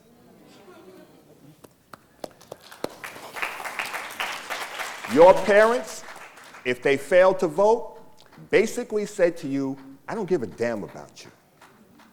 Because stop and frisk has been going on more than the last 3 years. And Kelly should have been gone a long time ago. Kelly was here under the Dinkins administration. All right? I was with David Dinkins in his hotel room the night he got elected mayor. I was one of his bodyguards. I have walked the streets with Ray Kelly on Eastern Parkway in the West Indian Day Parade back then. He left here and went to Washington. Remember, he's an ex-Marine. He came back with a different mindset. And you need to know that police departments are nationalized. We're part of a national network. We're part of a federal system. The criminalization of our young people, it is statistical racism, which leads to long-term unemployment, as has been stated. This is all racism. It is. What powers we have, the stop and frisk, and I have to say politically, it is political. Everything is political. Mm-hmm. And when you fail to use the simple vote, the simple casting that ballot, you damn yourself. You damn your children and your grandchildren. That simple thing of we have a mayoral election coming up. Ask any candidate, who are they looking to put into the police commissioner's seat? You need to know that. Oh, yeah. You need to know that up front. Whether it's John Liu, de Blasio, Thompson, the city, Quinn. You need to know who they have in mind, and you can't say, oh, well, you know, I haven't thought about that. Well, you need to get off the ticket, okay? So, and she wants Ray Kelly, you know that's out. John was next. It's out. I'm sorry, Anthony. Anthony. Tony? When you ask the question, they put the stop question and frisk in such a way as to make people believe it has something to do with crime. So they buy into the public's fear, and they buy into your fear. If we don't have this, we can't arrest people, we can't stop the homicides, we can't stop the robberies, we can't have a better quality of life. And it's like apples and oranges. One thing has nothing to do with the other. And until you stop that equation, they buy into your fear. Everything the police commissioner has put out, everything the police department puts out says that we got to have this, and it's fear. The next statement has to do with scaring the public and the community. Remember, it's about terrorism. We gave away all our civil rights because we were going after terrorists, but the terrorists turned out to be black and Hispanic, which I never found out. But that's what happened to our communities. Now we're under total surveillance, and they can watch anybody they want to, and it's all under the same umbrella. We brought into the idea that everything had to do with terrorism and fear and crime. It's not that case. Stop, question, and frisk was a legitimate tool in its inception. But what it has come to today as part of a quota system, don't just stop there. Stop, question, and frisk, summonses, arrests, these are all part of a system now where there are quotas for each and every officer. So when you realize that it's part of a quota, every officer once a month or once every quarter has to make at least one arrest. Every summons, at the end of the month, we went to city council hearings to testify, and it says it's not like mathematically impossible that every officer working a particular shift would end up with 25 summonses, and they would have 10 in one category, 15 in the other, and 5 in, it's impossible, mathematically impossible. And you can take that same quota system and go from the Brooklyn to the Queens to the Bronx to all the boroughs, and magically we all come up with the same numbers. At some point, you know, this system that they say, the performance criteria, is the new word for a quota system that makes the entire process illegal. Original policing cops knew who they were here to service the community. They knew the people that were in the community. There was a conversation, a dialogue that took place that allowed an interaction that we could identify the bad guy and say, this is the guy that shouldn't be in our neighborhood. This is the problems that we're having. Let's be proactive about fixing the problem. There's no fixing the problem. The police department has become the problem in its manifestation of the quota system. So it's not just stop, question, and frisk. They codify stop, question, and frisk and say crime. So when you hear stop, question, and frisk, that's crime. We got stop the homicide, stop, question, and frisk. No. When they caught the criminals with these homicides, you look at these cases, it wasn't because of a stop, question, and frisk. So I never arrested a guy for homicide as a result of a stop, question. So you gotta. I never did. Stop allowing them to cross your minds and compare, put apples and oranges and bananas all in the same envelope and mix it all up and say, well, here it is. So I want to ask a question. You can jump in on two parts of this, but so I'm looking at the intersection of education, public education, and policing, and not from the prison to school to prison pipeline, but from the standpoint of how is it that in a city when any school teacher is accused of either assault, sexual impropriety, everybody goes hog wild. The news media is all over it. Person's immediately suspended. The assumption is always guilty, right, before proven innocent. Not with the cop. And it's also, the sense that these are our children. They're vulnerable. So how do we go from a space where there's an automatic presumption of guilt for public servants known as teachers? They have a powerful teachers union, obviously, that has some ability to protect them, but often weakened in cases of allegation like this. And yet, every single day, thousands of young people, more than exists in the entire city, some stopped 60 times, are cursed out, physically assaulted, bullied, right? This is a national crisis of bullying, and we have professional bulliers, if that's such a word. And yet the presumption is always innocent. A police union that is untouchable. And these are no longer kids, because to me, that's the clearest indication that in that public space, in that racialized, urbanized space that we are protecting in the name of public safety, those kids are criminals. They're not the same kids that need to be protected from the abusive teacher who someone has accused of some impropriety. So what is the role and the relationship of the unions in this problem? Well, and I want to go back to part of that too, but the question before. But as far as unions The police concerned, union, yes. Let me tell you right now, and everybody here will agree with, police officers don't listen to the commissioner and them. They listen to their union. The reason why they listen to the union is because the union acts as their parent. So when that cop goes out there and does something wrong, it's the union that cradles him or her and says, I'll take care of it. It's not really the commissioner. Cops won't listen to the commissioner, not unless he is watching them right then and there. It's the union. So you know what I say? I said years ago, when a cop goes out here and violates someone, let the union pay. Why should the community and why should the city, who's already a victim, be victimized again to pay for the officer who's out here violating people? Let the unions pay. Because, see, the unions won't pay. Because the minute that comes out, the unions will tell cops, now you better do what you're supposed to do because we're not paying for you. You know, they're very powerful. Just like what was said here earlier, like Graham said, the next mayor picked shouldn't determine more or less the next commissioner.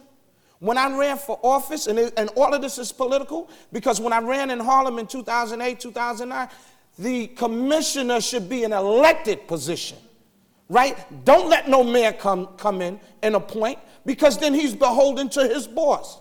But if he's elected by the people, right, not to say he's totally beholden to the people. It's like a sheriff. Exactly, but he don't have to worry about what the mayor's saying.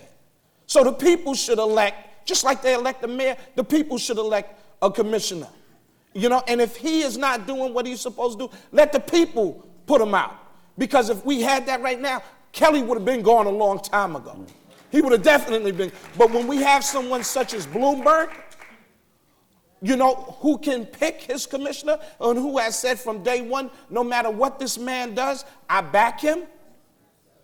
That's why we're in the situation that we're in right now. And let me just say one other thing. When I was a detective, just before I retired, they sent me down on a detail, Manhattan.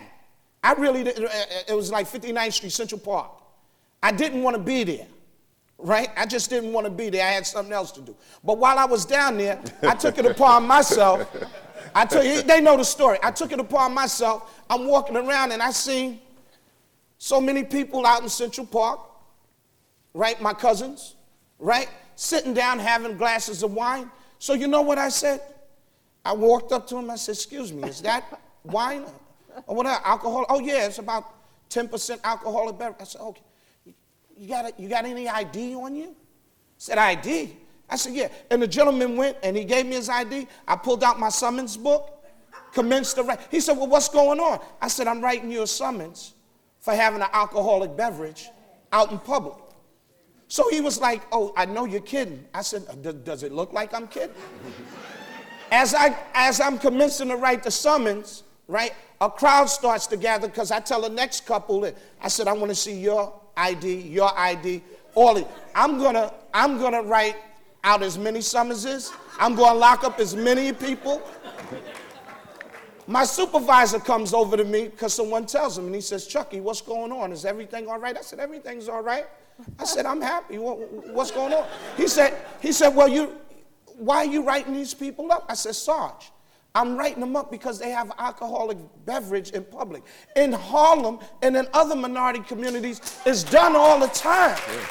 I said, they should be lucky that I'm not locking them up because a summons is in lieu of locking them up. But I'm about to lock these two up here because they're pissing me off. You know? Well, let me tell you. I wasn't allowed to continue writing my summonses.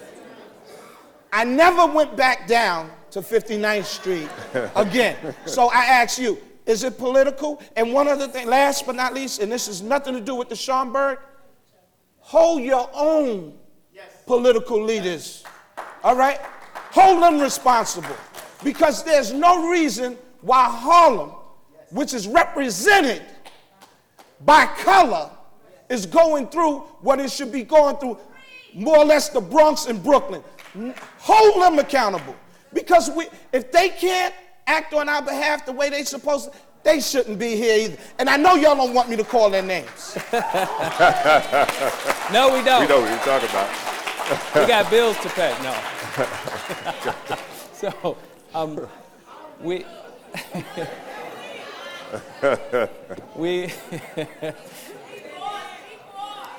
we are at a time where we can take a few questions from the audience because we certainly want to be ecumenical in this dialogue. So if you have a question, please do make your way to the microphone. I want to encourage those of the panelists that have not spoken in this brief exchange, like Colleen and Jeff, to take first dibs at the question if you so desire. Yes, sir. Next year is not just a mayoral election, but also a number of district attorneys. Shouldn't we be demanding of our district attorneys that they not just talk about how tough they are on law and order, but how they care about the systemic violation of civil liberties under this mayor and this commissioner and Mayor Giuliani? Case in point, when is the district attorney in Queens going to come to a decision and do something about the kidnapping of a whistleblowing cop, Adrian Schoolcraft, who was taken by a dozen police officers after he secretly recorded conversations and orders, illegal orders in Bedford-Stuyvesant, Brooklyn, and taken to a hospital and held against his will for a week and injected with drugs, and yet the Queens District Attorney has not pressed charges against any police officer connected to that case. If I can, I think you've said, you've answered your own question in a certain way. But I also want to talk about the fact that there are DAs in New York City that understand this problem. I'm talking about the Bronx, for example. There are people in the administration which have an understanding of what this problem is. The problem is they don't have enough backing by the community to really stand out and do it. When there was an issue about arresting police officers in the Amadou Diallo shooting, you saw what it took to get people, everybody, all the political elected officials had to actually march down to Police Plaza and demonstrate before the Manhattan DA would indict those officers. Now the Bronx DA, I'm sorry, indict those officers. The issue, obviously, I think the voting box is really important, as was mentioned here, but it's more the community presence. The community, the idea that there's a group of people that actually will come down, like the PBA, like the union comes down for its members when they're in trouble. I had that job at one point. I represented police officers who were accused of wrongdoing for the PBA when under an old PBA regime. They got great legal help, and they did, and they knew all the tactics to get around whatever needed to be get around. The families don't. The families don't get the support. If they're lucky, and some lawyer decides that they'll take their case on a contingency, which only the high-profile cases are actually done that way, but if they're lucky and take a case like that, then they have to wait for the court process, which may be years before there's any kind of justice in the case. There's still no way to know what's going on. Nobody is going to handle the police department issues unless there's a community basically saying we don't want it. Now, you mentioned Mayor Bloomberg, 3 terms. Yes, money bought him the election. There's no doubt about it. He paid, I was, and I don't want to go back too far, but I sat on the executive board of the UFT. And I can tell you, as sitting on the executive board of the UFT, their power isn't as great as people would think in terms of teachers. Okay, they do not represent teachers when they're accused and keep people off that way.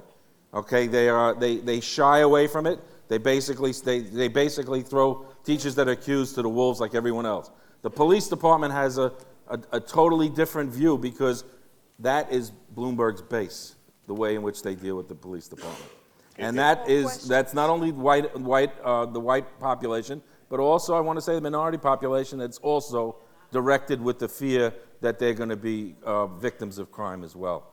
It's a hard card to play, and they play it well. He played it for 3 elections, and changing the mayor, I hope, changes things, but I don't have great faith in that either. We worked with the Bell family during that case.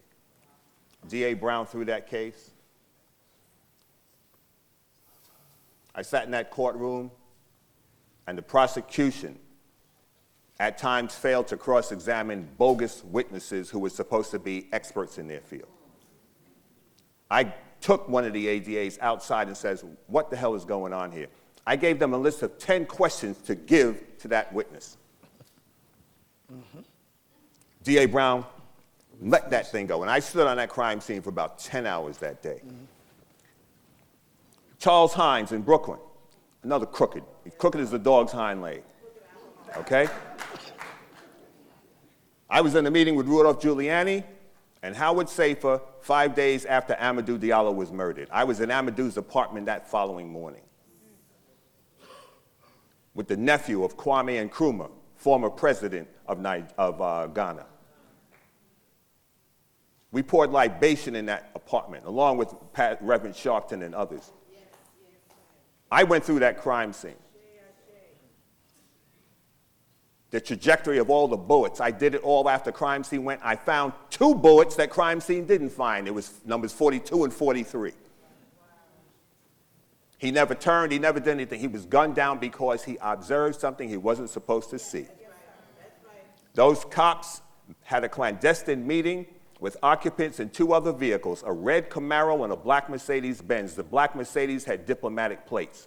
The diplomatic vehicle was under federal surveillance. The feds do not get involved in anything local when they're maintaining the eye on a target. They observed the shooting and kept on going because Amadou stepped out the door and saw something with those guys he wasn't supposed to see. The occupants of the Camaro and Mercedes got in their cars, and those 4 cops walked over and summarily executed a witness. Now, what does that got to do with Charles Hines? 15 months before that murder, Kenneth Boss was working in the 7-5 precinct, where he shot a young brother named Patrick Bailey in the back on Sheffield Avenue. He died and bled to death. Bailey, 2 hours before, had threatened some drug dealers who were outside the building that his parents owned. He got a shotgun, which was inoperable, but he said, you know what this is, get out of here, leave these people alone. He's coming from the Pathmark supermarket 2 hours later with some friends.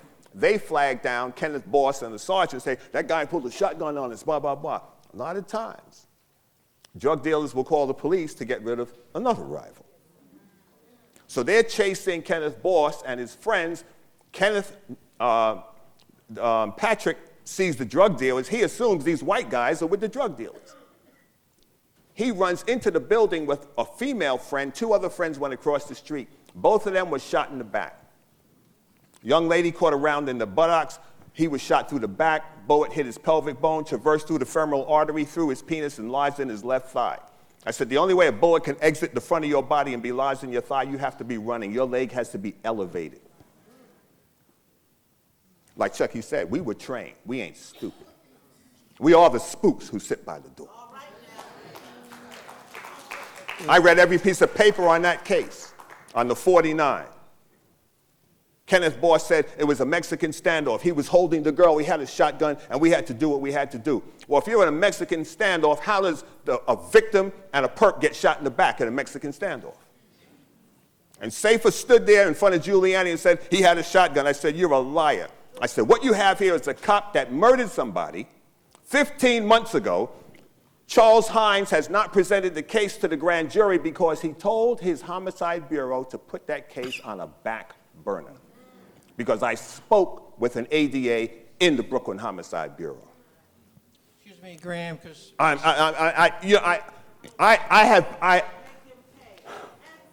We just have so I have much. talked with so many people. I am more than angry.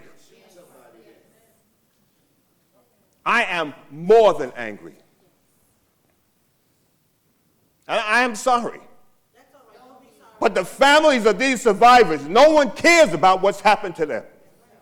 Timothy Stansbury's mother wrestles with suicide every day, and I see her on a daily basis. Bud Bell has not slept a day since his son was murdered. Morales was tasered standing on a naked Latino man on a window ledge. They tasered him. He falls to the ground and his skull is split open while they walked his mother around the corner to tell her, we're going to take care of your son. Animals, barbaric animals. I'm sorry about the time. But we've wasted too much time. Bob, just let me say one thing about the Bronx. I just want to point out, I totally appreciate the passion, and I think virtually everybody here feels the passion, and I think everybody here knows we have to organize politically, and that's the only way we can be effective to change, to transform the police department from a body that's punitive and abusive to the extent that it kills innocent people, to a body that actually serves the community and protects the community. I just want to point out, it is 9 o'clock. I think people up here are prepared to stay longer. If people in the audience want to continue the conversation. Khalil Muhammad had to leave to go to another event, and he asked me to moderate the rest of the evening, so that's why I'm here with the mic in my hand. So again, it's 9 o'clock. People should feel free to go. It's also, wait.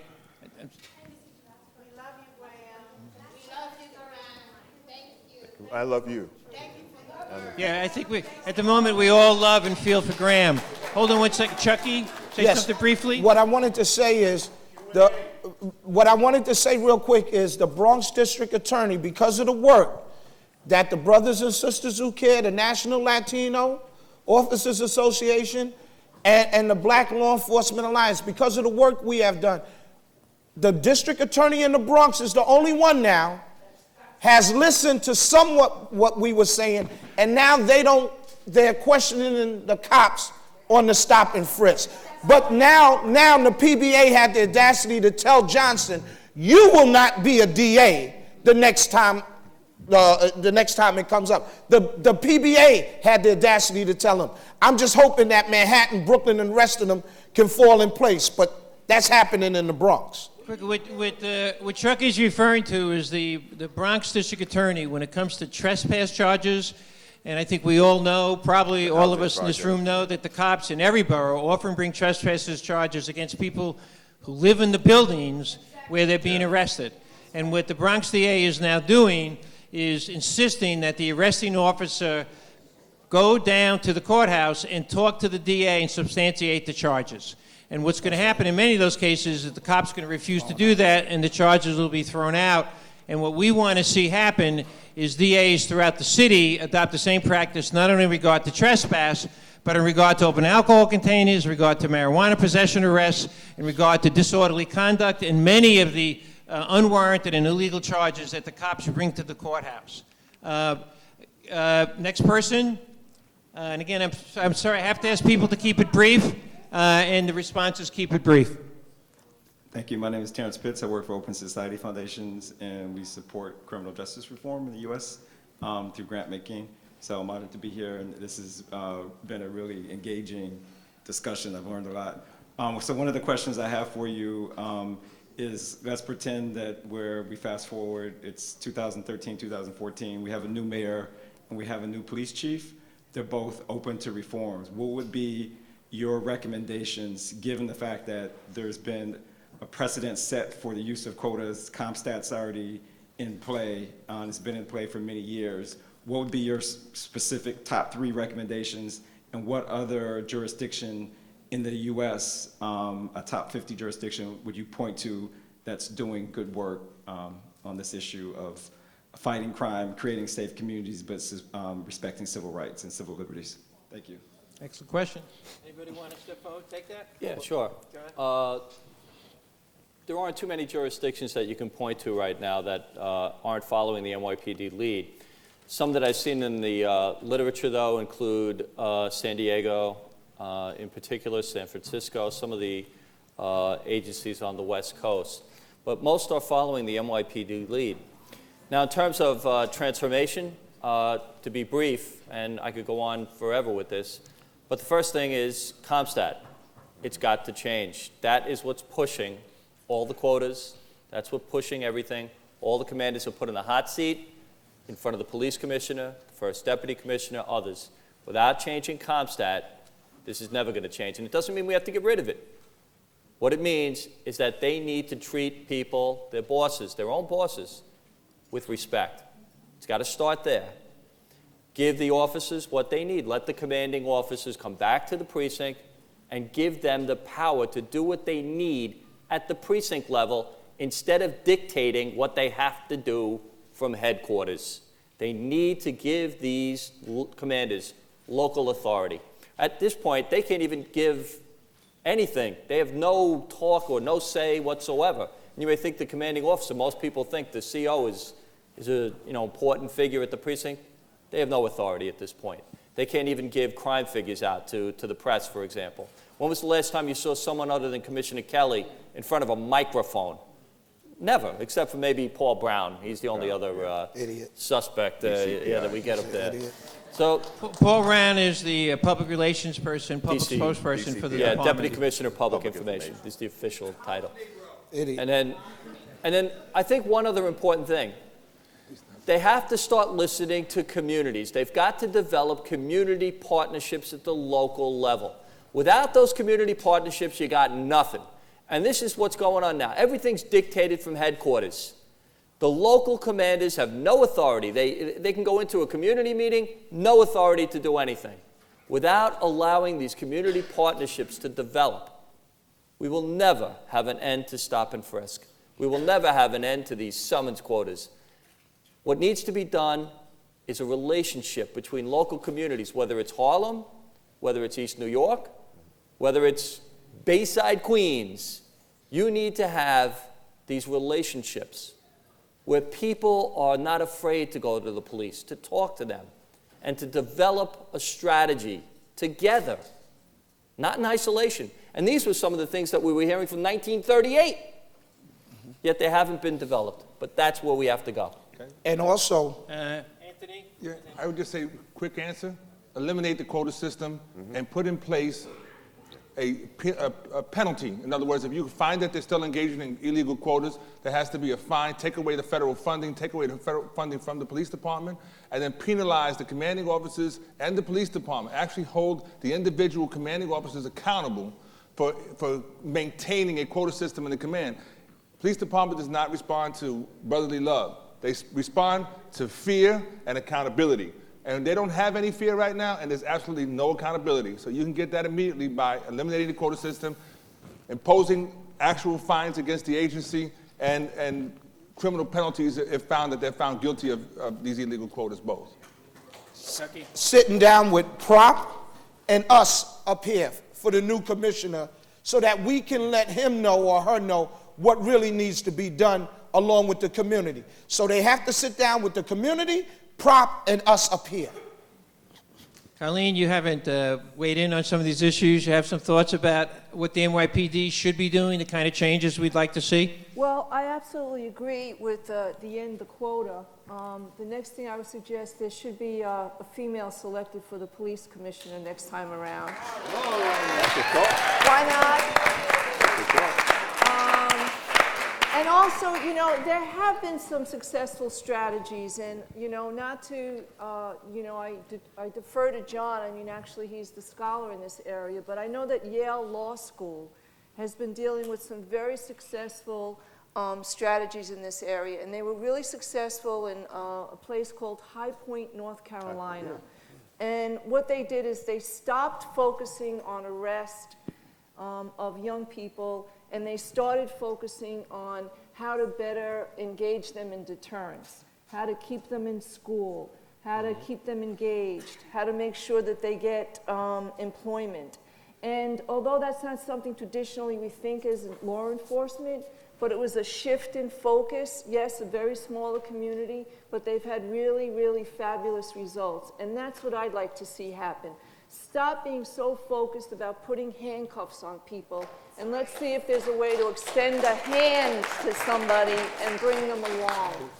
That's community police. I think the agenda for PROP, and I think some of the other organizations that are engaged in the police reform movement include the abolition of the quota system, include ending abusive tactics like stop and frisk as it's currently carried out, and reorienting the police department to what's called a collaborative approach, a problem-solving approach, a community-oriented approach, where the police work in collaboration and in partnership with the community to solve problems. Next question. Hi, my name's Annette Wilcox. I'm a Harlem resident. I did want to just call out another person who died. It was a 10-year-old kid called Clifford Glover, who was killed by the police in Jamaica, Queens, where I lived in, I think, 1970. Also, Michael Stewart, who was somehow painting graffiti on the train and then ended up in a coma and died.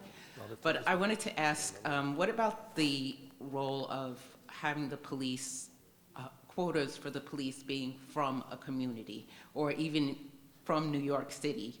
I know that comes up every once in a while, and there's a lot of opposition. What about if we have to have a certain number of police that are actually from New York City or actually live in the communities that they're working in? Years ago, you had to be a New York City resident to be a New York City police officer. Talk about the power of a union. You have lobbyists upstate in Albany, and the PBA has active lobbyists who presented the legislation to allow police officers to live outside of the 5 counties. The day that bill was pushed through, along with the Metropolitan Police Conference, which is a statewide, the president of the PBA changed his residence that same day. Which means, do you know when that happened? About approximately year? That was no, not 2000. I'm going back. This is 70s, early 70s or something. Early 70s. But he had already had a residence outside of New York. And this is the power of the union. A police officer cannot be charged. He can be charged with second-degree murder, can't be charged with murder on duty necessarily, but all he has to say is that he was in fear of his safety and that's why he shot and killed you, which is the story. That's always the myth. They're afraid. Then stay home with your mother. Look, but it was the lobbyists and the union. The lobbyists and the union, the lobbyists make big money to get the state legislature to change the law to provide an affirmative defense for the police officer. As errant as he may have been in unjustifiably killing you, they wrote in, if he was in fear of his life, it is an affirmative defense. Everything is politics. So the power of the union in conjunction with the lobbyists and the working in that network up in Albany got the law changed so that a cop is not going to get convicted of second-degree manslaughter if he can articulate that he was in fear of his life. Have a nice day. If I could just address the city issue just for a second, because what Khalil Muhammad was talking about, how insidious those boundaries are, really relate to how that was extended. Now, I have no doubt the PBA lobby is good. I don't think it's as good as you're making it out. One of the things that You they say do, good, you mean effective. effective. What happens, what they did, and this shows you how perverted it is. They demonstrated at the time, according to them, that they were not getting qualified applicants from New York City. Code word. Okay, that's what the issue is. So we need to get these Long Island white boys, right? These guys from, I don't know how far up they, Dutchess County or whatever. County. As far as they go up north, we need them, better products of their school system, can take the police exam a No lot stop better. and frisk up there. No stop and frisk. And no stop and frisk either as well. And that's where these boundaries have gone. No one is now even seriously entertaining taking that back. I want to throw out a question, and I realize I'm using the prerogative of being the moderator. The New York City Police Department, as far as I know, is the most diverse police department of any major city in the country in terms of more women on the force and more people of color on the force. Do you think that makes a difference? I want to know where they live. No. I want to know where they I want live. to hear from Chuck. No, I don't think it makes a big difference for the simple fact that I don't care what color you are. When you come into that organization, if you're going to abide by the good old boy system, then you're just as bad as the rest. And where they come from, you mentioned where they come from. They come from East Cupcake, and they come here, right, for the job. Yeah, East Cupcake. That's where they come from. You know. But again, I'm going to go home and look at a map and see if I can find East Cupcake. Well, that's what we always said, where they came from, where we didn't know, because they don't know about New York. Most of the cops that came from, we call East Cupcake or around, never ever came to the city. The only way they came to the city is when they got the job. And then they listen to their buddies, because after their 8 hours, they go right back up there with their buddies and discuss how many NIGGERS that they violated. I just hate saying the word. Yeah, sure. Because, again, I want to see if we can get to the questioners. The woman at the mic. My question is two-part. The first is, could you comment on the role of training and professional development and psychological screenings of officer in creating a culture of accountability in the NYPD? And the second part is, does the council have any kind of oversight authority now to look at what's going on in terms of training and professional development and screening and make some changes there? You saying the council, you mean the city council? Yes. Tony? It's no more, I don't think it's any more a process of training. We've been trained, the rules exist. The process exists to do it correctly. The violation is that they're not held accountable. The city council has absolute authority of oversight, but they have never exercised their true authority. all right? And that's for fear of the unions and fear of the organizing that the police agency has been able to do to intimidate them. Plus, they all get a lot of donations from the unions, and they all count on those checks to support their campaigns. So you got to understand that, and then they have friends, and they get their friends to donate, so it doesn't have to be the PBA check, but it can be the 3 gun shops that the PBA is affiliated with that donates to Maximum also. So it's not about training anymore. Training is that code word that they use now to say, maybe we'll improve our training and we'll stop the police department from killing you. No, the rules exist. We have been trained, we have the best training in the world. You understand? Now the question is, how do we hold them accountable to following the training? Most of the training the police department does now, it's about limiting liability. They bring officers in on a weekly, if not monthly basis for training sessions. They have them sign a logbook. They read something off, half of them are sleeping or doing crochet, whatever else they do. And it's just a matter of the city being able to say, no, I trained that officer. We have a logbook that says that officer was trained. He violated the rules. We don't have to indemnify him. We cut him loose. So training is not the answer. City council, absolutely. City council people that we elect can, if they choose to, hold the police department accountable. If they weren't so worried about their next elections, they would do that. And again, that's where it comes back to the power that we as a community have to hold them accountable. So don't ever let them tell you that we need some newfangled training coming in. We're considered the best trained agency in the world. And we have every rule by the law that we should be following that we don't, because there's no accountability. John, I see you. I no want to oversight. see you come in here. Yeah, I just wanted to say a couple of things. First, you're right. The training, all of us up here, the training on NYPD is top-notch. And I've been around the country and around the world, and I can tell you that we've all been very, very well trained. But it's not the training. It's certainly not the training. At this point, it's the leadership, in my view. I think the leadership has failed NYPD. It's failed NYPD. It's to the point now where everything is dictated. It's a top-down management style. The lower ranks, and I will say this, most of the lower ranks I respect them very highly. Unfortunately, they've hit a culture that has transformed them. And I think most people that I've been with in the police academy initially had good hearts. They were really good, honest people that wanted to do a good job, and then they got screwed up. As things started going along, they hit this culture, and especially the message comes from the top, and when the top is telling you something, you're going to do it. And unfortunately, a lot of these people are caught up in that. But I did want to take one point where I may have a disagreement here, and that is the city council. I've worked closely with a lot of them, including, as I said before, Jumaane Williams.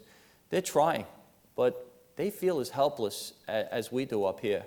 And I know that they've tried to get bills passed, and they couldn't, like this IG bill, for example, which, again, is not a panacea. It's not the greatest thing in the world. But in working with them, I can tell you they do not feel any strength at all in dealing with this mayor.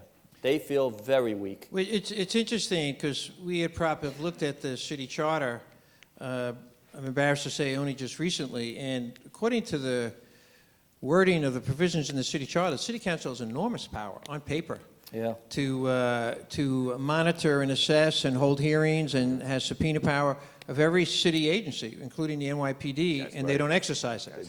They don't exercise it, and I agree with John about people like Jumaane Williams and other city council people. They don't have the They're votes. good people. They're good progressive people, and Let me just finish. it comes down to a political question. I mean, almost Yes. all of the issues that we've raised come down to we need to be stronger politically, we need to organize, and we need to galvanize, and particularly in regard to next year's mayor elections and all the other elections for next year. Okay, can I just finish my ahead, John. thought? Yeah, I just wanted to finish on one thought. Right now, the head of the city council in terms of safety is this guy, Peter Vallone Jr. I got to tell you, this guy is the biggest wimp I have ever seen in my entire life. Now, believe me, his father was a maverick. Right. I mean, right? Yeah, He was a Staten maverick. Island, yeah. This guy is a wimp. He's the leader. He's the one that brings things before, he decides what things are going to kind of go through. They haven't got the votes. Now, with this IG's bill, I'm hopeful that they may get it through, but it's still not a great thing because it's still under the mayor. But I have to say at least some of the council members have tried. And Some I of don't think they council have the members, votes. there is a shifting political climate in the city. These issues, a year and a half ago, 2 years ago, these issues would not be front and center in the political debate. And stop and frisk and these issues now are getting a lot more attention They are. in the mainstream press and in the mainstream political debate than they've had. Certainly, I've lived in New York City all my life, and I'm 42 years old. For many decades, and I'm hopeful politically, but we have to organize and galvanize.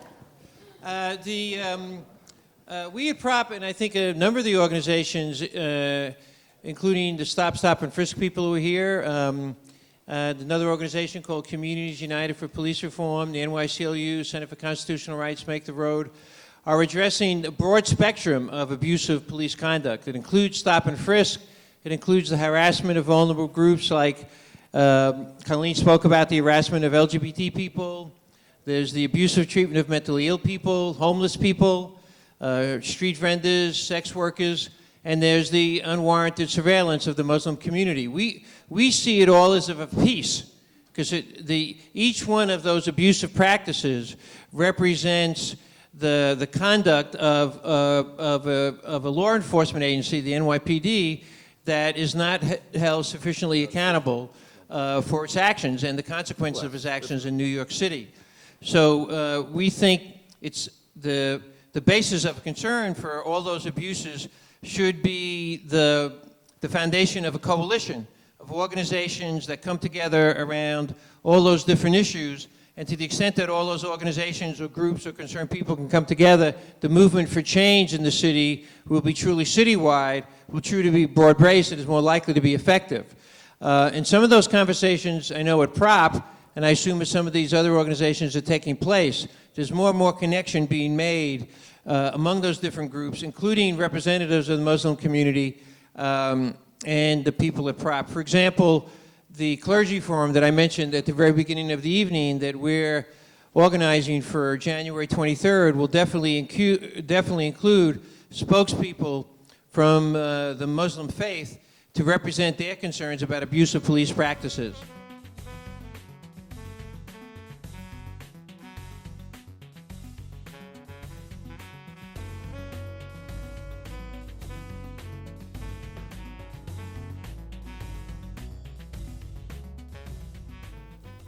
Thank you for watching the video from Behind the Blue Wall of Silence. I hope you found the discussion interesting and instructive. I hope it motivates you to find out more about our work and to get involved and support the work. There are a number of ways that interested people, interested citizens of New York City can help support our work. One is to join our petition drive. One of our strategies is to collect at least 25,000 signatures on a petition that calls for sweeping changes in the NYPD. The petition calls for the end of stop and frisk and other abusive tactics. It calls for the abolishment of the quota system, and it calls for the police department to reorient its basic law enforcement approach away from a harsh, punitive approach and more toward what we consider to be a community policing approach or a problem-solving approach, where the police engage cooperatively and collegially with members of the community to solve problems that plague those communities. The Police Reform Organizing Project engages in highly controversial activities, and we focus on the kind of reforms that will make us certainly politically controversial. It is not possible for us to get government funding for our work. Even most foundations that support social change activities will not consider supporting aggressive strategies and activities aimed at reforming the New York Police Department. It's very important for us to get support from individual interested donors, concerned citizens who are concerned about the problems with abusive policing in New York City and are interested in supporting activities that will successfully expose those activities and build a political campaign aimed at changing those activities. So please consider lending us your support. You can go to our website, thepolicereformorganizingproject.org, and hit on the donate button and follow the instructions.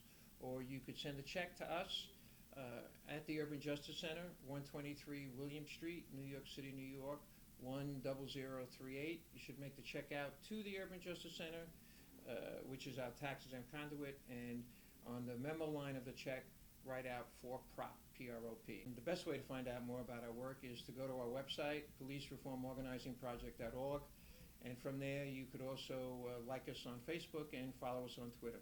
Again, thank you very much.